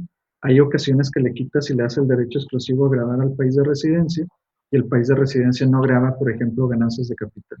El caso de Suiza, por ejemplo. Claro. Entonces, ese tipo de cosas. Eso sería en cuanto al preámbulo. El preámbulo para mí la función que hace es darle más fuerza al concepto de beneficiario efectivo. Eso Sí. sería, y no Entonces, tanto una cláusula de sujeción. ¿Sí? digamos, estás optando porque habían tres posturas, ¿no? La de la cláusula de sujeción, la del beneficiario efectivo, exactamente que afirma el contenido del beneficiario efectivo, y había esta tercera que decía, no, pues en realidad es simplemente un preámbulo, o sea, es una intención de motivos que debería guiar la interpretación del conjunto de las reglas del convenio, pero no para hacer una cláusula de sujeción, o sea, estaba en un nivel intermedio. ¿Para ti crees que es básicamente un afianzamiento del principio de beneficiario efectivo? Yo pensaría que sí y le agregaría otro punto ahí. Ya ves que por la aplicación del artículo 3, párrafo 2, acerca de definición de términos que no vienen definidos en el propio tratado, Uh ya -huh. ves que por ahí dice que tú puedes irte a tu legislación doméstica siempre y cuando no vaya en contra del contexto. Entonces, yo diría, bueno, si lo que estás interpretando es una transacción que te lleva a la doble no imposición, pero no estás agregando un elemento de definición de la ley doméstica, yo diría el preámbulo prácticamente está de adorno. No tiene gran efecto legal. Pero sí podría hacerte las veces de que si te vas a tu legislación doméstica y el hecho de irte a tu legislación doméstica, eso es lo que produce que tengas una doble no imposición, ahí sí se pensaría que está en contra del contexto, del por qué sirve el tratado, que no es para generar ocasiones de doble no imposición. Entonces yo sí tendría mucho cuidado con la aplicación del 3.2 y también que pues refuerza lo de beneficiario efectivo y eso sería. En otras ocasiones, cláusula general de sujeción no creo que sea el caso. O sea, si te estoy entendiendo bien, tú dirías que en el fondo ese preámbulo acaba siendo un bloqueo contra el Treaty Override, pienso yo, en Yo algún sí, sentido. En en, algún sentido. en esas específicas que llevan a la doble no tributación, sí creo que bloquea eso, de poder aplicar la legislación doméstica para lograr doble no imposición. Tax treaty override. ¿No? O sí, pues claro. Ya, entonces ese es el preámbulo. Entonces, para los que nos están siguiendo y todavía son personas que están entrando al asunto, el preámbulo tiene una fórmula lingüística que luego los países van aceptándolo o no, ¿no es cierto? Puede ser que ya tendríamos esa fórmula en nuestros tratados antes, o Sí, una fórmula similar, en cuyo caso simplemente lo que había que hacer es respetar o decidir si respetabas la del convenio multilateral o la de tu propio tratado, ¿no es cierto? Pero vamos a la cláusula de los Estados Unidos incorporada, que es muy divertido ese tema y tú conoces Estados Unidos, así es que puedes explayarte, y luego vamos a la cláusula PPT. sí. Bueno, la cláusula de limitación de beneficios, sí, súper divertida. Ahí es muy extensa. Bueno, nada más para ponerlo en el contexto, Estados Unidos tiene un modelo de tratado, el más reciente, la versión 2016, y tiene una cláusula de limitación de beneficios en ese modelo que está muy extensa y muy complicada de aplicar. Y esa, solamente hay un tratado en el mundo que tiene ese nivel de cláusula de limitación de beneficios, que es el tratado renegociado entre Estados Unidos y Luxemburgo, ¿no? Es lo único. Ahora, ¿para qué sirve o qué significa esta cláusula? Lo que trata de hacer es combatir el treaty shopping de una manera pues muy americana, ¿no? En la que te describe muchos escenarios y te dice específicamente qué escenarios puedes aplicar el tratado. Por ejemplo, esos escenarios te dice, oye, cuando quien está aplicando el tratado es un residente americano que es persona física, no tiene ningún problema. Una persona física no la puedes utilizar de manera intermediaria porque físicamente tiene que estar en territorio americano. También te pone otras situaciones, por ejemplo, el caso de la empresa en la cual estoy.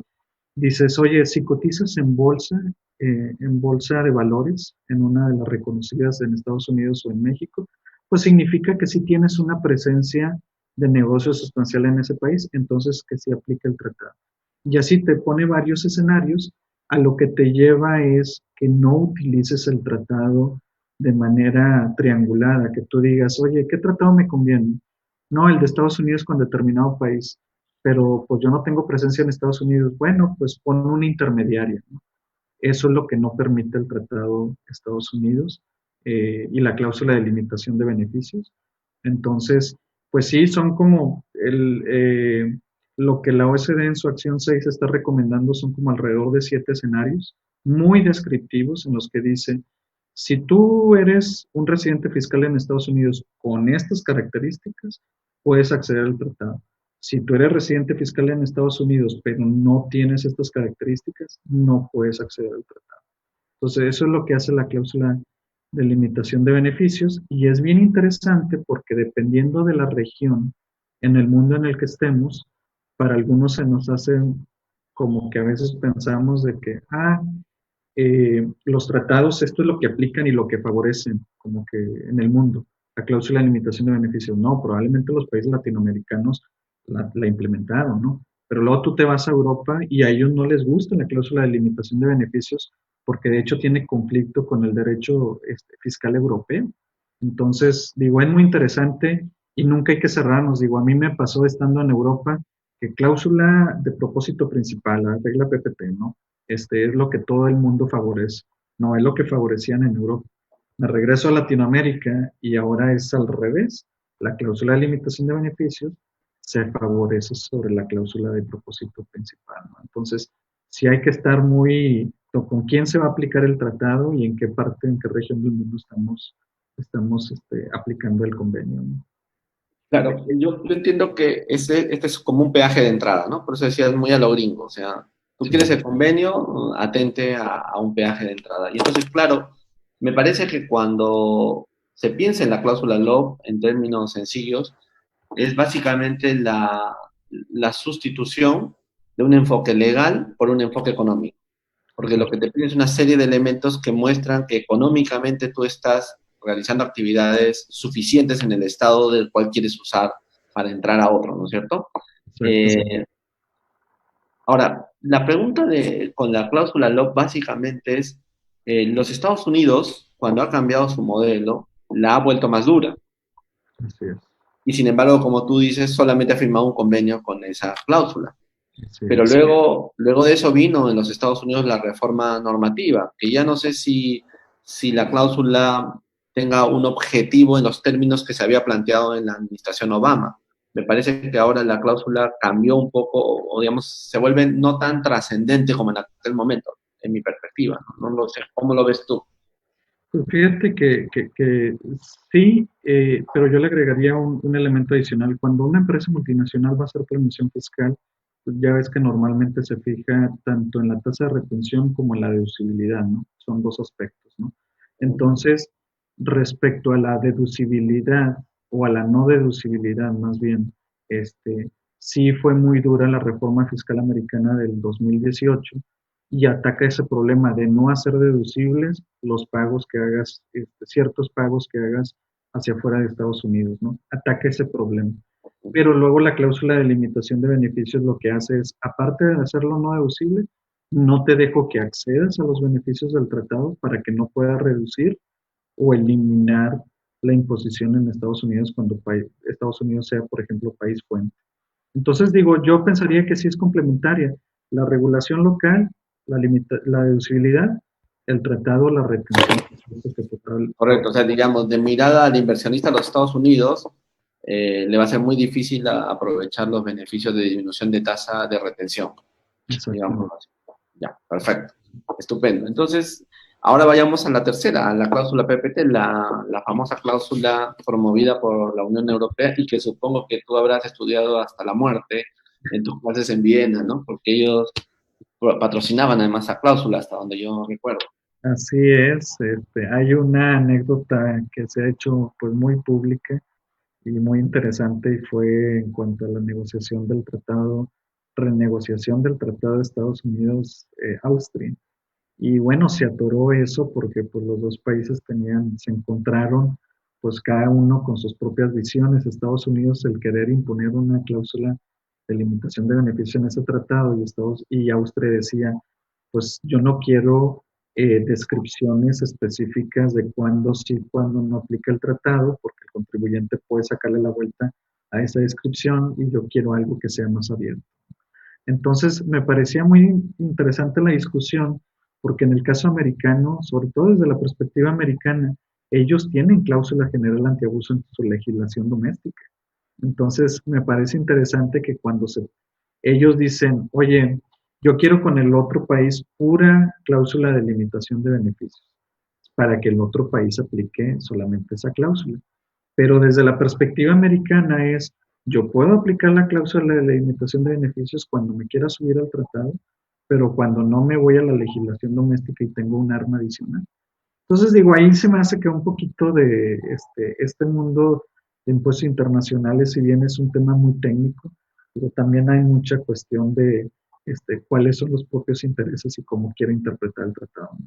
Entonces, sí, la cláusula de limitación de beneficios, perdón, la cláusula de propósito principal básicamente lo que te dice es que la autoridad fiscal tiene un arma adicional para que cuando de manera razonable, de acuerdo al contexto de por qué sirve el tratado, la autoridad fiscal infiera que uno de los propósitos principales, y ahí es donde es el término relevante, uno de los propósitos principales de aplicar el tratado fue obtener el beneficio del propio tratado, te lo van a negar.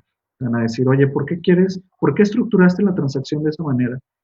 Si la autoridad fiscal te encuentra que uno de tus propósitos principales fue para obtener una tasa impositiva reducida, te dice, no, ¿sabes qué? Tu operación, tu transacción, no la llevaste a cabo por motivos económicos, sino porque tú te querías aprovechar de que los impuestos fueran más reducidos, ¿no? Entonces te voy a negar la aplicación del tratado.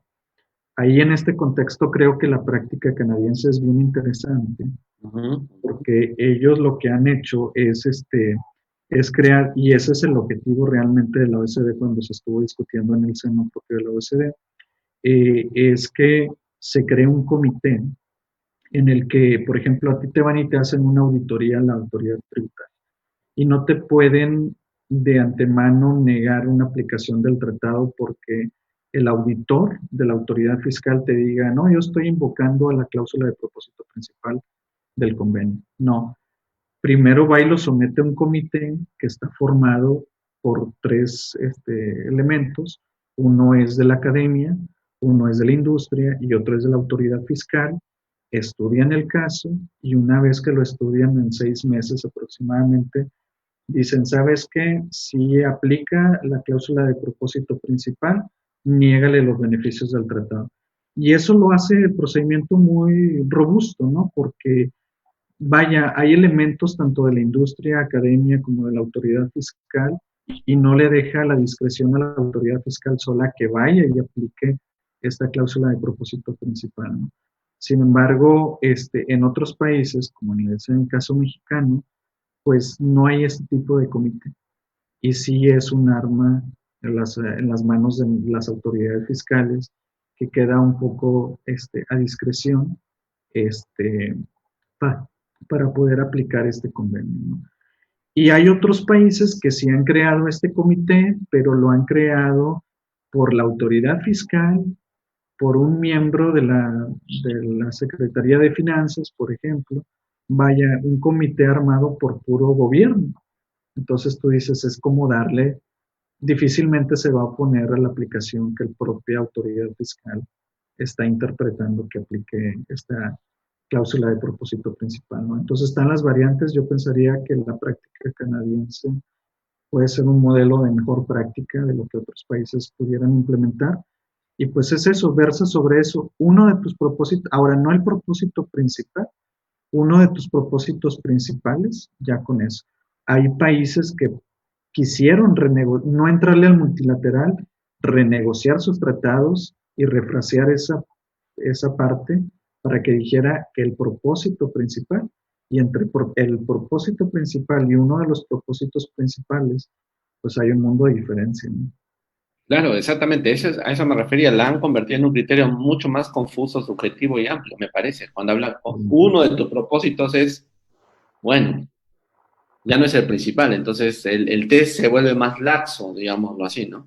Así es. Esa es más o menos mi idea sobre esa cláusula. Ahora, pasamos a un tema que a mí me interesa mucho saber, en verdad, tu opinión, que tiene que ver con la relación entre la cláusula del convenio y la cláusula antielusiva general de la legislación interna, si te parece bien. Mira, empecemos por alguna cuestión. Estamos viendo que el preámbulo lo dejamos a un lado, vamos a sacarlo del análisis y pensemos en la cláusula LOP y en la cláusula PPT. La cláusula LOP es una cláusula de entrada, la PPT es una cláusula, es un test. Entonces, el análisis sobre la relación de una cláusula antielusiva general interna no necesariamente es el mismo si nos relacionamos con una cláusula LOP o con una cláusula PPT. ¿Okay? Así Cuando, por ejemplo, yo antes de que apareciera el MLI, nuestro amigo ya citado por segunda vez acá, Michael Lang, escribió, si te acordarás, un artículo. Él escribió para la revista que yo dirijo un artículo sobre el, la manera de interpretar la firma de un convenio. Lo recuerdo todavía porque le traducimos al castellano. Pero él tenía un texto sobre esta relación entre la cláusula antielusiva general y la específica, si lo recordarás, ¿no? Él señalaba que la legislación interna antiabuso no podía aplicarse para negar los beneficios de un convenio. Esa era su tesis, era muy duro en eso.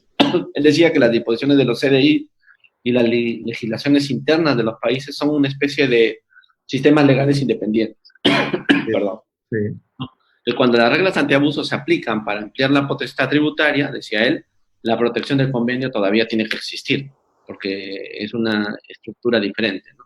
Y entonces él decía, los CDI comprenden situaciones en las que la potestad tributaria se ve reducida, eliminada o mantenida. Por lo tanto, estaban como jugando en términos disociados, ¿no? Y por eso decía él que en consecuencia las disposiciones internas no deberían aplicarse a los CDIs, porque como si la disposición interna amplía y el CDI está queriendo limitar, estamos ante dos mundos diferentes, ¿no? Me pareció una tesis muy interesante cuando hablábamos de la doble imposición, pero ahora que hemos metido el recurso de la doble no imposición como concepto de los convenios, pareciera que un poco esa idea no funciona, ¿no?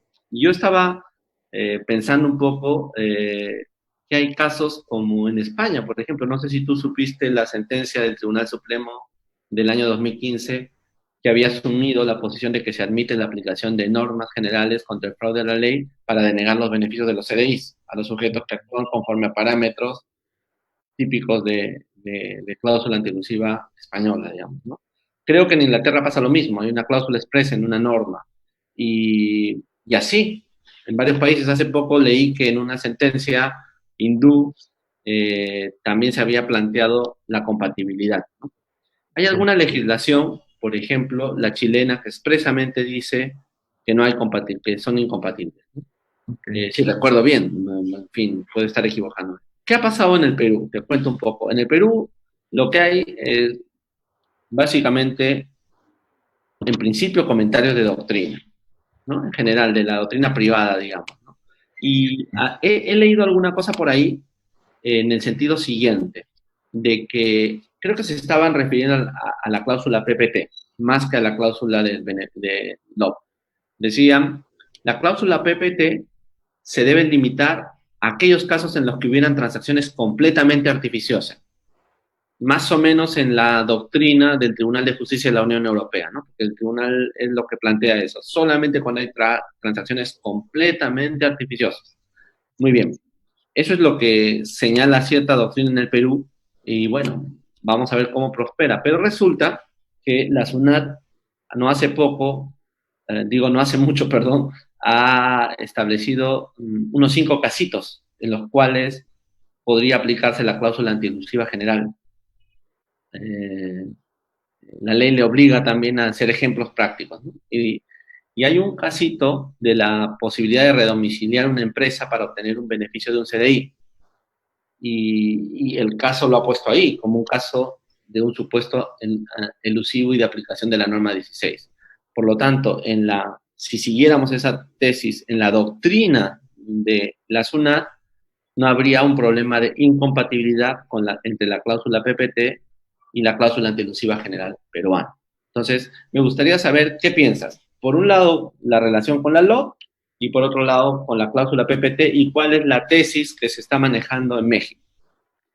Muy bien, sí. Bueno, primero lo del artículo del profesor Lang, sí, tienes toda la razón. Digo, por algunos años que me tocó estar por allá, sí vas entendiendo cuál es la línea de pensamiento y bueno, a lo mejor en mi opinión me vea un poquito influenciado por ello, ¿no?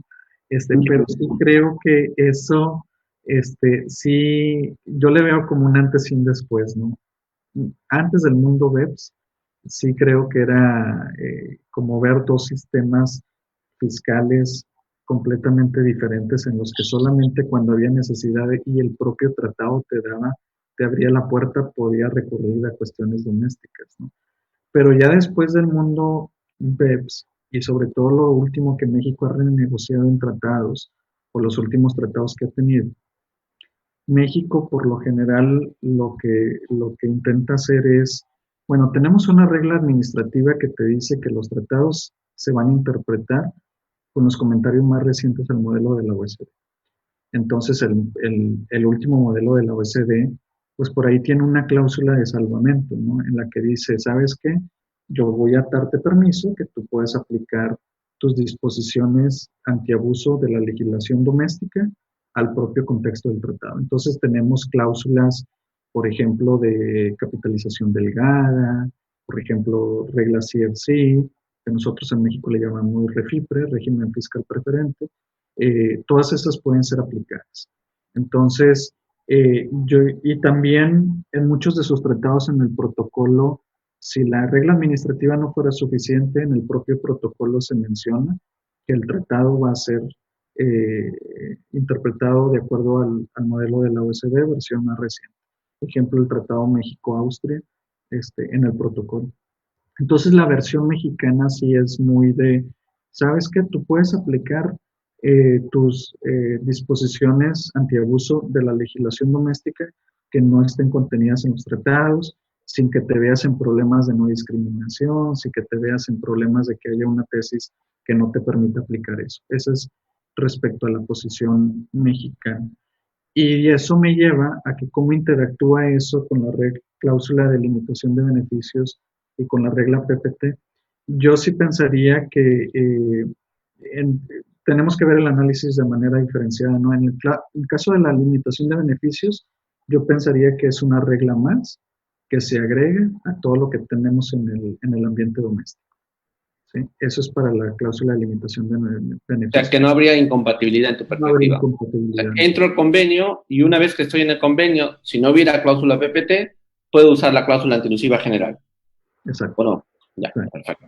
Sí. Pienso lo mismo. Pero luego ya cuando quieras aplicar la cláusula de propósito principal del propio tratado, yo sí pensaría que si se llegan a contraponer, que desafortunadamente también la cláusula general antiabuso implementada en la legislación doméstica mexicana a partir del 2020 está muy redactada, muy similar e inspirada en lo del modelo, en el acuerdo multilateral. Entonces, difícilmente encontraría incompatibilidad. Sin embargo, si fuera redactada de manera diferente, yo sí pensaría que la que prevalece es la del instrumento multilateral.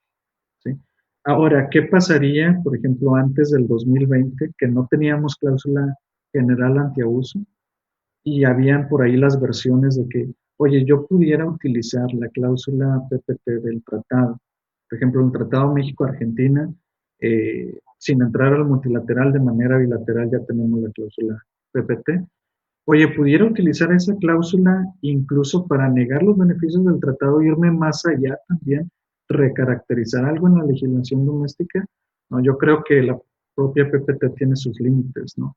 Si no tienes algo en el ambiente doméstico, tiene límite en el ambiente de convenio. Si tienes algo en el ambiente doméstico, esa también se limita por la que vas a aplicar a nivel de tratado. ¿Sí? Perfecto. Ahí sí pensamos un poquito distinto. A ver, te cuento cómo veo yo el asunto. Yo pienso que la la regla de calificación económica a la que te estás refiriendo, que nosotros tenemos aquí, se aplicaría al margen de la regla del tratado. ¿Por qué? Porque es una regla de, digamos, de negocio mostrado y negocio oculto. Es una regla de sustancia sobre la realidad física, no sobre la cubierta normativa. Pero Ujú. cuando ya entramos a la cláusula antielusiva sí tienes razón absoluta, ¿no? Porque estamos hablando de dos fórmulas para combatir la ilusión propiamente dicha. Entonces, claro, ahí lo único que me preocupa es que la redacción del convenio multilateral, esto de uno de los propósitos, Muy amplio. porque al decir uno de los propósitos, podrías combinar la fórmula de la cláusula interna y decir, mira, acá hay otros propósitos Ajá. que se pueden sumar a este propósito, con lo cual podrías establecer una interpretación integrada entre los dos instrumentos, ¿no?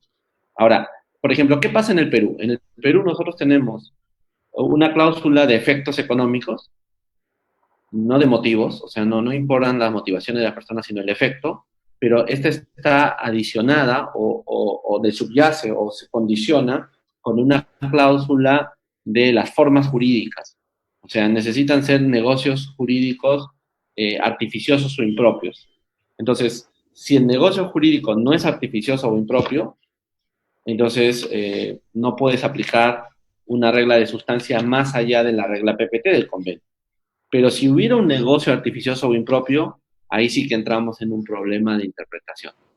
Ok. Pero Entonces, si entendí bien el alcance de la legislación doméstica, digo, me interesa mucho también entenderle por las operaciones que tenemos en Perú, ¿no? está bien, está bien. Entonces, el alcance que se tiene de la regla general antiabuso en el Perú está como mucho más limitado que el alcance que tendría la del acuerdo multilateral. Sí, sí, porque aquí hay dos test. Este Ujú. test de efectos económicos o jurídicos válidos, que sería el símil, digamos, de la cláusula PPT, y tenemos otra regla sobre el tipo de negocio que estás realizando. Tienen que ser negocios artificiosos o impropios. Ok. Operaciones artificiosas impropias. Entonces, ese es un test más jurídico, digamos así, más de forma jurídica, al estilo viejo de los países latinoamericanos. Entonces, solo si conjuntamente van, funciona. Es muy parecida a la cláusula española. Ok, ok, Entonces, con lo cual tienes un doble estándar. ok. No, según te estoy entendiendo, en México solamente está el estándar económico Sí, o es el efectos. estándar económico es el que prevalece y pues eso obviamente para el sistema jurídico mexicano y tradición legal, pues obviamente trae mucho problema, ¿no? Porque Claro, es tomar el concepto de otro tipo de sistema jurídico un poquito más anglosajón, traer exacto. y adaptarlo a nuestro sistema jurídico si lo hace muy complicado pues yo normalmente lo que comento con colegas es de que en mi opinión hay cuatro jurisdicciones en las que desde la perspectiva mexicana, como está redactada la regla, valdría la pena revisar precedentes de esos países porque ya tienen toda una tradición con este tipo de reglas que ahora tenemos en México. Y esos serían, por ejemplo, Holanda tiene este tipo de cláusula, este estilo lo que tenemos ahora en el multilateral. Y bueno, también los motivos, y tiene sus teorías un poquito, pues muy desarrolladas. Sería Holanda, sería Francia, sería Canadá y pues nuestro vecino Estados Unidos, que sí son, en su mayoría de estos países, son países que se oponen un poquito, es lo contrario de nuestro sistema jurídico. Sin embargo, pues ya una vez que está implementada y que se va a interpretar de esa manera, pues ahí es cuando empezamos a hacer un híbrido de las cosas. Sí, bueno, acá tenemos un problema a propósito de lo que tú planteas, ¿no? Que nuestra norma 16, que es la cláusula, como te contaba, exige que los actos o negocios sean individualmente o en forma consulta artificiosos o impropios para la consecución del resultado obtenido. Entonces, el texto ha sido traído de España. Ok, sí, El punto es que la palabra artificioso o impropio, ¿cuál es el contenido que le tenemos que dar? exacto. Cuando tú vas a la legislación española y revisas, ellos, por la doctrina de sus tribunales, han ido a hablar de lo artificioso o impropio a su derecho civil. Ok, Y claro, el derecho civil español es fuertemente causalista, y por sí, eso hablan de negocios anómalos, de negocios impropios, de negocios en fraude de ley. exacto, El punto es que nuestro sistema civilista no es causalista, está tirado más al objetivo. El sentido de la causa no lo planteamos como allá. De hecho, la norma peruana no habla de causa típica ni de esas cosas. Entonces, mi reflexión, estoy dando vueltas y vueltas sobre esa reflexión, es decir, tengamos cuidado cuando traemos la doctrina española para aplicarla aquí, porque sí, lo que estamos haciendo es un uso impropio de conceptos. Estamos casi totalmente, bombardeando al derecho civil peruano por un costado. Entonces, claro, exacto, la gente dice, ¿y entonces dónde nos asimos? ¿A dónde cogemos esta cuestión? Pues tendremos que hacer esa creación heroica exactamente. pero veo que el caso de ustedes es un poco más difícil porque tienen que andar más bien en otro sistema jurídico porque su propia ley así lo está planteando, ¿no? Eso es más complejo. Exactamente, exactamente. Y fíjate que a nosotros también ya en México nos ha pasado del trasplante legal de España hacia México. Y estando en Europa, una de las cosas que me di cuenta es que hay muchos casos de la Unión Europea que son casos alemanes y que en ese contexto alemán, de lo mismo que tú me estás explicando que sucede en la relación de implementar algo en Perú con relación de que es un concepto de España, casos alemanes que se trasplantan hacia el derecho europeo, hacia el derecho español, perdón, y luego después del derecho español se trasplantan al derecho en México. Entonces, digo, ya tienes una relación de, como le llamamos en México, de teléfono descompuesto, porque pues el origen fue en el derecho alemán, pero la traducción probablemente fue mal hecha al derecho español y luego del derecho español a la realidad mexicana. Entonces, sí hay varios precedentes que pueden ser en el ámbito de tratados, pero que su origen fueron derecho europeo de otros países, Holanda y Alemania, que de origen en España probablemente tiene sus implicaciones ahí que no son muy correctas y que cuando las trasplantamos a nuestros sistemas jurídicos en Latinoamérica, pues ya tienes doble efecto, ¿no? De alemán hacia español y de España hacia nuestro español en Latinoamérica. Sí, mira, solo para completar un poco esta estupenda idea que tienes, yo recuerdo, ahora en la cabeza no tengo el nombre, pero recuerdo mucho cuando yo estudiaba el doctorado en Europa, me encontré con una joya de un profesor ruso que cuando vino, en fin, los problemas de la Segunda Guerra Mundial, se movió a Francia y tenía una cátedra ahí y trabajaba el tema de derecho comparado. Entonces él sostenía que había un problema muy grave, que era la transpolación de los conceptos jurídicos de una sociedad, de un grupo jurídico, al derecho internacional. Y Sí, luego la vuelta a otro, esto era un desastre, decía él, ¿no? Y lo explicaba en un libro que se llama algo así como Derecho Internacional Transaccional. Creo que eso es lo que está pasando ahora con la tributación internacional, me parece. así Todos es. hablamos de lo mismo, pero nuestras fuentes son un poco diferentes, ¿no? Son completamente diferentes. Y bueno, digo, también para agregarle al tema es la acción 7 es un ejemplo de eso. Y precisamente el origen de la creación de establecimiento permanente por agente dependiente es un tema totalmente británico de derecho civil incluso.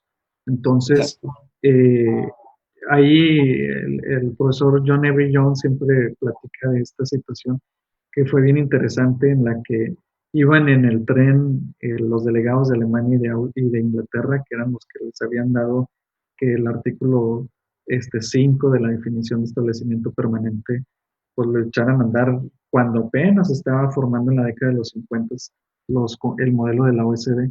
Entonces tenías de origen dos sistemas jurídicos opuestos, el alemán, derecho civil, derecho anglosajón con los británicos, y el agente dependiente, el establecimiento permanente por agente dependiente, es todo un caso de una Sí, no. mezcolanza de sistemas jurídicos. Hay que dejar para una siguiente reunión conversar sobre nuestra cláusula en el artículo 5 sobre asistencia técnica y los 3 meses. Para Ah, averiguar, estuve averiguando de dónde vino eso, si vino de México, si vino del Perú. Yo tengo hipótesis, tengo teorías. Pero es un, bueno, volvamos al tema. Me es gustaría un ya, tema muy interesante, sí. volvamos creo que hemos cubierto bien el primer tema, creo que las personas que nos han acompañado ya tienen una pauta interesante. Me gustaría tocar muy brevemente el tema de los híbridos, si te parece. Sí, Pero muy brevemente para luego ya ir a nuestro tercer tema. La OECD había planteado que los híbridos son un problema de BEPS, la acción 2, como tú bien has señalado. porque su utilización genera supuestos de limitación de facultad de imposición o supuestos de doble no imposición. Ellos decían que jugábamos un poco los privados con eso, ¿no? Ya que tiene un estatus legal diferente en cada país, permitiendo así que en algún sentido las entidades tengan doble residencia o tratar los instrumentos de manera diferenciada, ¿no? ¿Te acuerdas que hablaba mucho de un monto que para como una deuda en un país y como capital patrimonio en el otro? Ese es el típico caso, ¿no?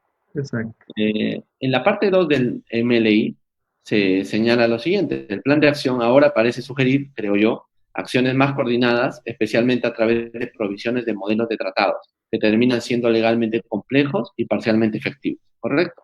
Entonces, mi Bien. pregunta es ahí, ¿cómo ves tú que enfrenta el MLI este problema? ¿Consideras que los híbridos son realmente un problema para nuestros países en vías de desarrollo? Y antes, capaz para la audiencia, cuéntale un poco cuando hablamos de híbridos, de qué estamos hablando, porque yo me he ido con híbridos y de repente la gente no nos está entendiendo bien. Cuéntanos, Sí, por favor. uno es, mecanismos híbridos, cuando uno agarra el reporte final de la acción 2, alrededor de un poco menos de 500 páginas, 480 y tantas, en la que vienen muchísimos ejemplos muy, muy detallados, es muy complejo. Yo pensaría que probablemente, a mi gusto, es la acción, el reporte final más complejo, más sofisticado, más complicado de entender, ¿no? Te va llevando de la mano desde ejemplos muy sencillos hasta que te lleva a casos de triple deducciones y cosas muy, muy sofisticadas, ¿no? Sin embargo, bueno, mecanismos híbridos, ¿a qué nos referimos? Pues es todo aquello en lo que el resultado sea una deducción en un país y por el hecho de que la mismo, por ejemplo, un instrumento financiero que tú bien comentabas, hay un préstamo de un país hacia otro y el país pagador lo ve como un pago de intereses y lo hace por lo tanto deducible y el país que lo recibe lo considera como una aportación de capital en la que lo que recibe es un dividendo, ¿no? Entonces, ¿cuál es el efecto fiscal? Se da una simetría fiscal en la que tienes por un lado una deducción y una no acumulación del ingreso en el país que lo recibe, en el país de receptor. Y esto pasa muy seguido en Europa porque pues los dividendos por lo general que se reciben de fuera de determinado país no están grabados, ¿no? El sistema de participación de exención que le llaman los países europeos. Entonces, digo, mecanismos híbridos es todo aquello que te lleve a que en un país se deduce y en el otro no se acumula o incluso transacciones en las que, oye, de repente porque una entidad transparente, su dueño es una entidad en otro país y que cuando se hace un pago se deduce dos veces en dos países, o situaciones en las que te puedes acreditar dos veces el mismo impuesto que se paga en un determinado país. Eso es, básicamente mecanismos híbridos es todo aquello que te lleva a una asimetría fiscal, por deducción o inclusión del ingreso, dobles deducciones o doble acreditamiento. Entonces, bueno, ya teniendo eso de contexto, sí, ¿qué tan relevante puede ser en nuestros países?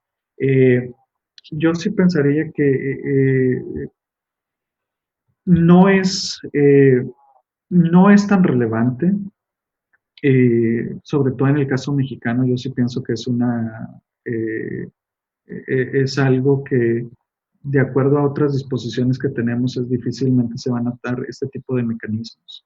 Y los mecanismos que se dan poco de doble deducción, pues al final de cuentas, el segundo que deduce también acumula todo el ingreso de la empresa que deduce en primer lugar.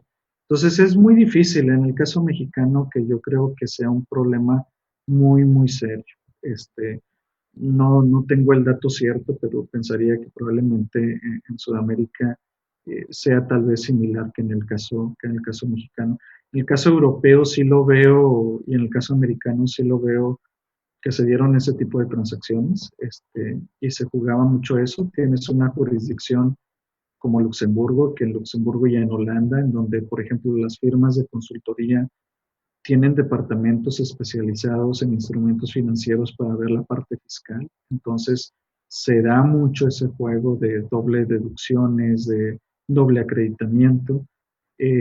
Entonces, digo, eso sería como que la primera respuesta. Y lo que han hecho países, por ejemplo, como el caso de México, que creo que la estadística no sería tan alta de cuando utilizan este tipo de mecanismos, eh, pues se han hecho e implementarlos lo que la OECD recomienda, que a lo mejor no es tan necesario, pero luego también subir el estándar de ir este tipo de cláusulas más agresivas de lo que realmente la OECD incluso está sugiriendo como para limitar la deducción tanto a mecanismos híbridos por si se llegaran a dar, pueden ser limitados tanto en cuestiones que no son mecanismos híbridos, pero que en el otro país el nivel de imposición no sea lo que a su juicio México interpreta que debe ser algo regular.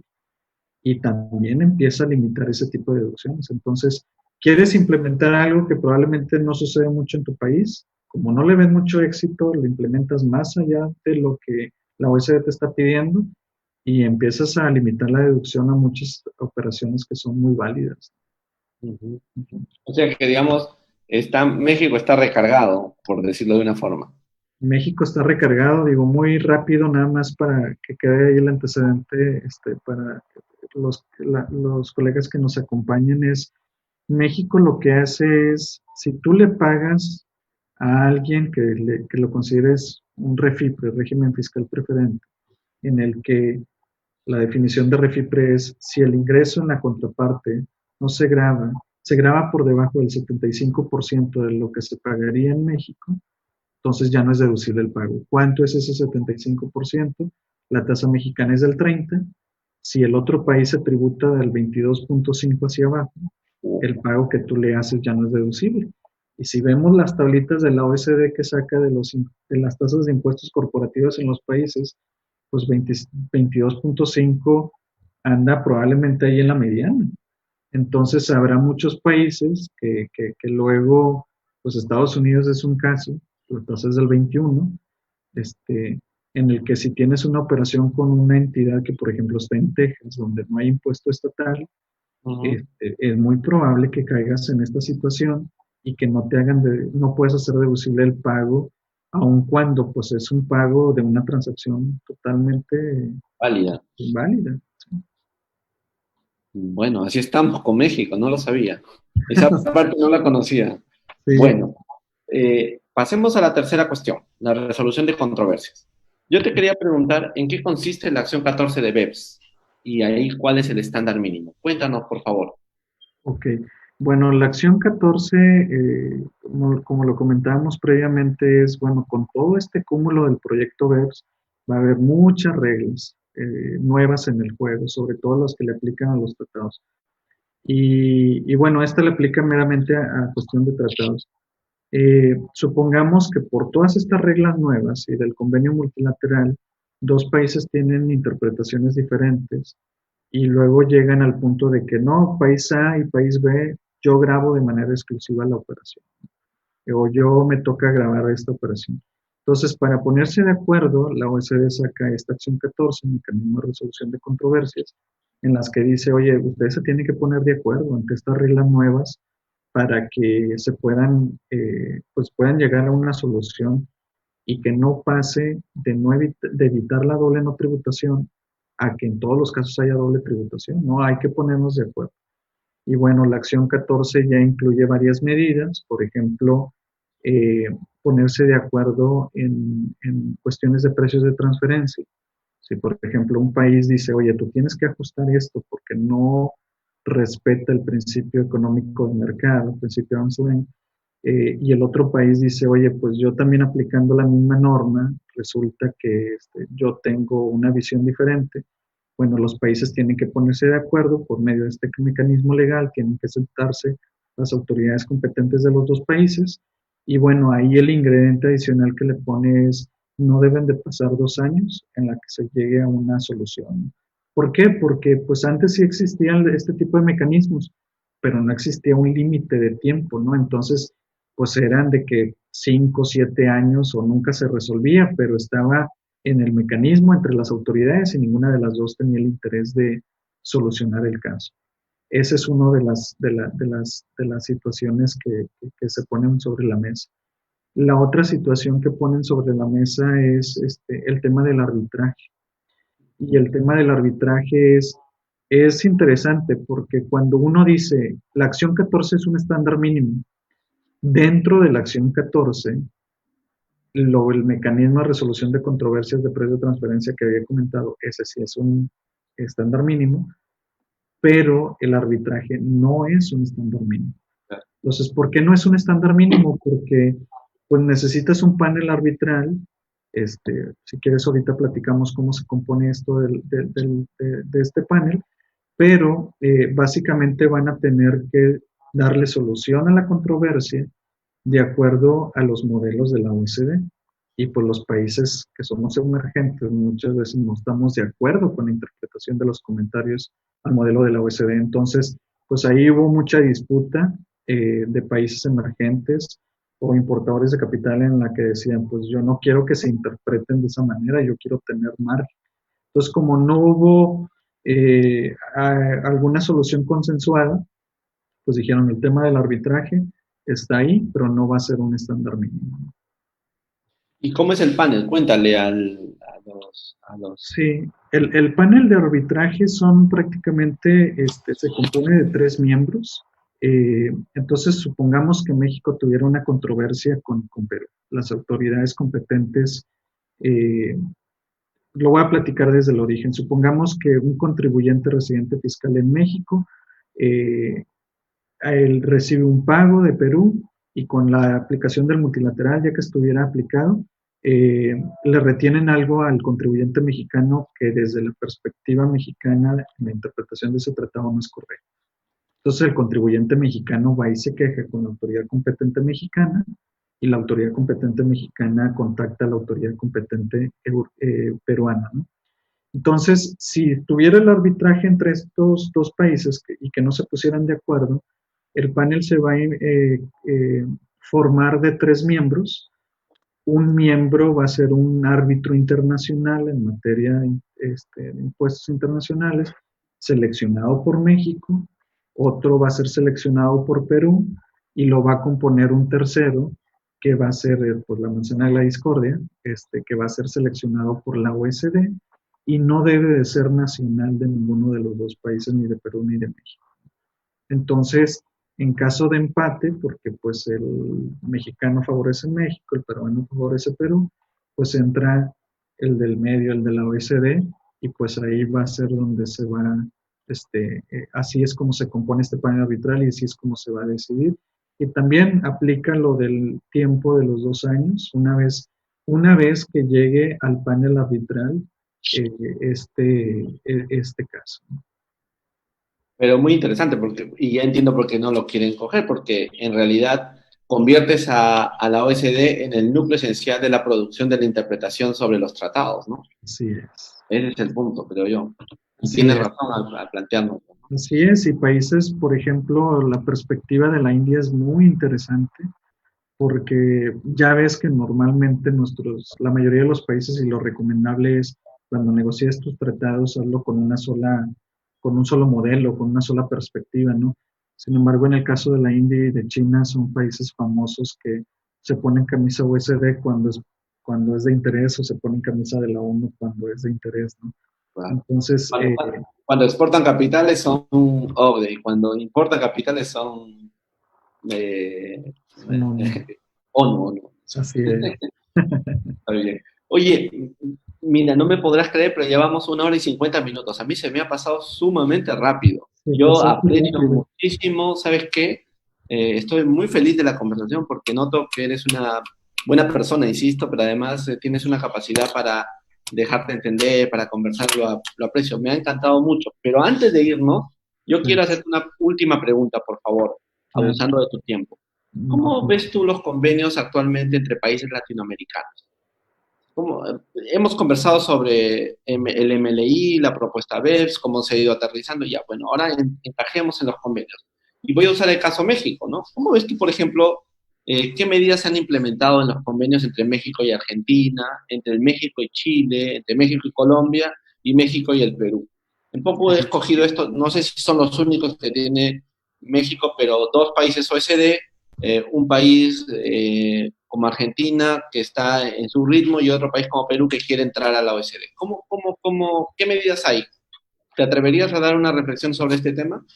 sí, claro, con gusto, digo, es interesante esto y por ahí hace tiempo estuve trabajando en un proyecto en el que, digo, sí falta meterle un poquito más, pero es acerca de ver el análisis de la red de tratados de México. Creo que sería un ejercicio muy interesante.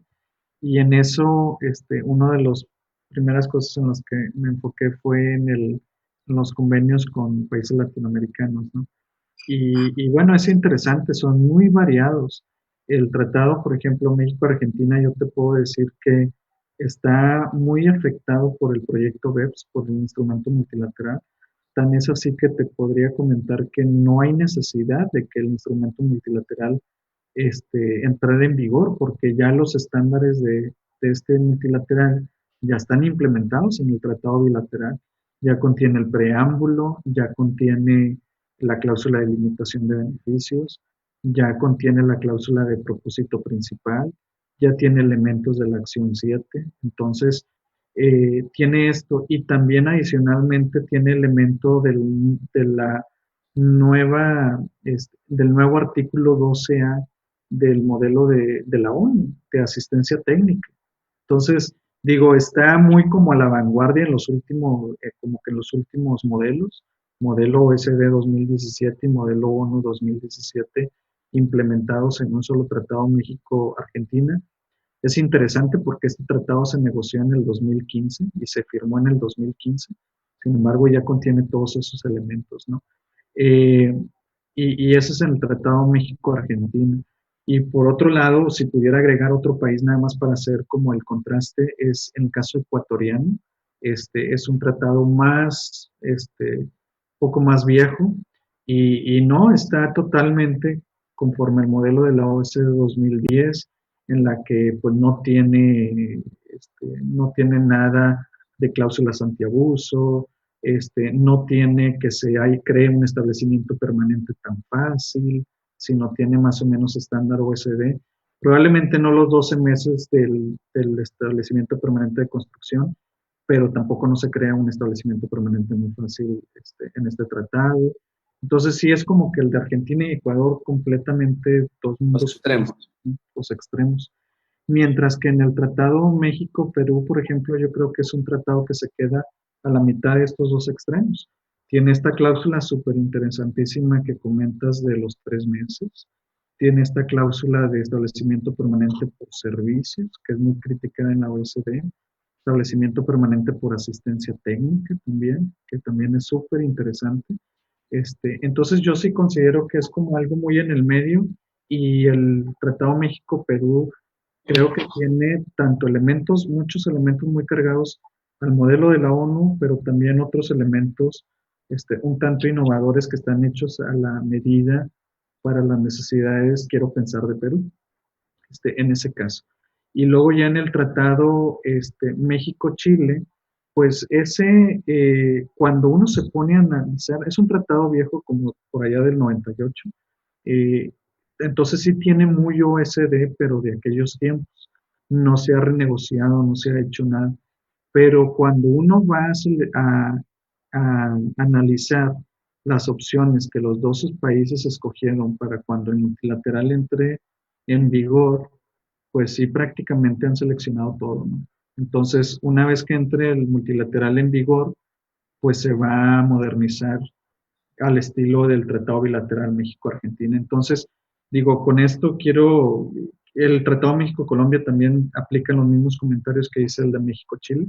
Entonces, digo, con esto quiero poner sobre la mesa de que no hay algo estandarizado en el que México, sobre todo con países en Sudamérica, digan, los tratados se caracterizan por tener esto, sino la verdad es muy variado y llegar a una conclusión en la que, oye, la política de México es esta, respecto a esta región, sí se antoja muy difícil llegar a una conclusión por la diversidad de puntos que hay por ahí, ¿no? Eh, pero sí, México lo que está tratando de hacer con el instrumento multilateral es pues favorecer la cláusula de limitación de beneficios y creo que eso que es nuevo, bueno, no es totalmente nuevo por el Tratado México-Estados Unidos, pero sí es nuevo respecto a otros tratados y sobre todo en Latinoamérica, en Sudamérica. Yo normalmente lo que comento es, hay que agregarle un análisis y entenderle bien a esta cláusula para poder tener éxito en el entendimiento de la aplicación de los convenios. Buenísimo. Oye, muchas gracias por todo. Primero por tu esfuerzo de estar con nosotros este viernes a esta hora. Lo aprecio muchísimo. Segundo, porque realmente creo que ha sido un diálogo tributario muy instructivo para muchas personas. Yo creo que lo están considerando así. Y además porque, como te digo, me parece que eres una persona muy técnica en estas materias y me precio de eso, que en América Latina tengamos jóvenes que estén dedicados a esta materia completamente. Lo aprecio muchísimo. Me gustaría que dieras tus últimas palabras antes de despedirnos, por favor, Daniel. Sí, no, pues primero muchas gracias a ustedes por la invitación. Cuando supe de estos diálogos, me fui totalmente a la parte de ver los programas anteriores y felicitarlos y agradecerles la invitación.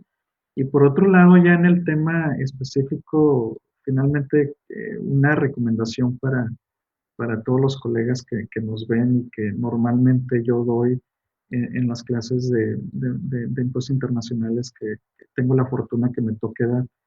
Y normalmente yo comento que la aplicación de tratados tiene un parteaguas. Normalmente decías, tú puedes aplicar un tratado con el papelito de certificado de residencia fiscal. Sin embargo, ahora el mundo es completamente diferente, los estándares están mucho más elevados y a las personas que les guste esta materia, pues tenemos mucho para divertirnos, ¿no? Como son el instrumento multilateral, todos los reportes y también voltear a ver el modelo de la ONU, que es algo nuevo y para nuestros países es muy relevante, y también el modelo de Estados Unidos 2016. Entonces, yo animaría a la audiencia, es una materia, pues, compleja a la vez, pero muy divertida. Y pues bueno, quienes sabemos, no nos podemos quedar con lo que sabíamos, sino que tenemos que repasar todos estos documentos. Bueno, muchísimas gracias, Daniel, por tu apoyo en esta reunión y a ustedes, nuestros acompañantes semanales, les agradezco también por participar y nos vemos la próxima semana con otro invitado o invitada de Diálogos Tributarios. Gracias, Daniel, hasta la vista. Gracias Muchas por todo. gracias. Hasta la Hasta luego. próxima. Gracias. Adiós. Adiós.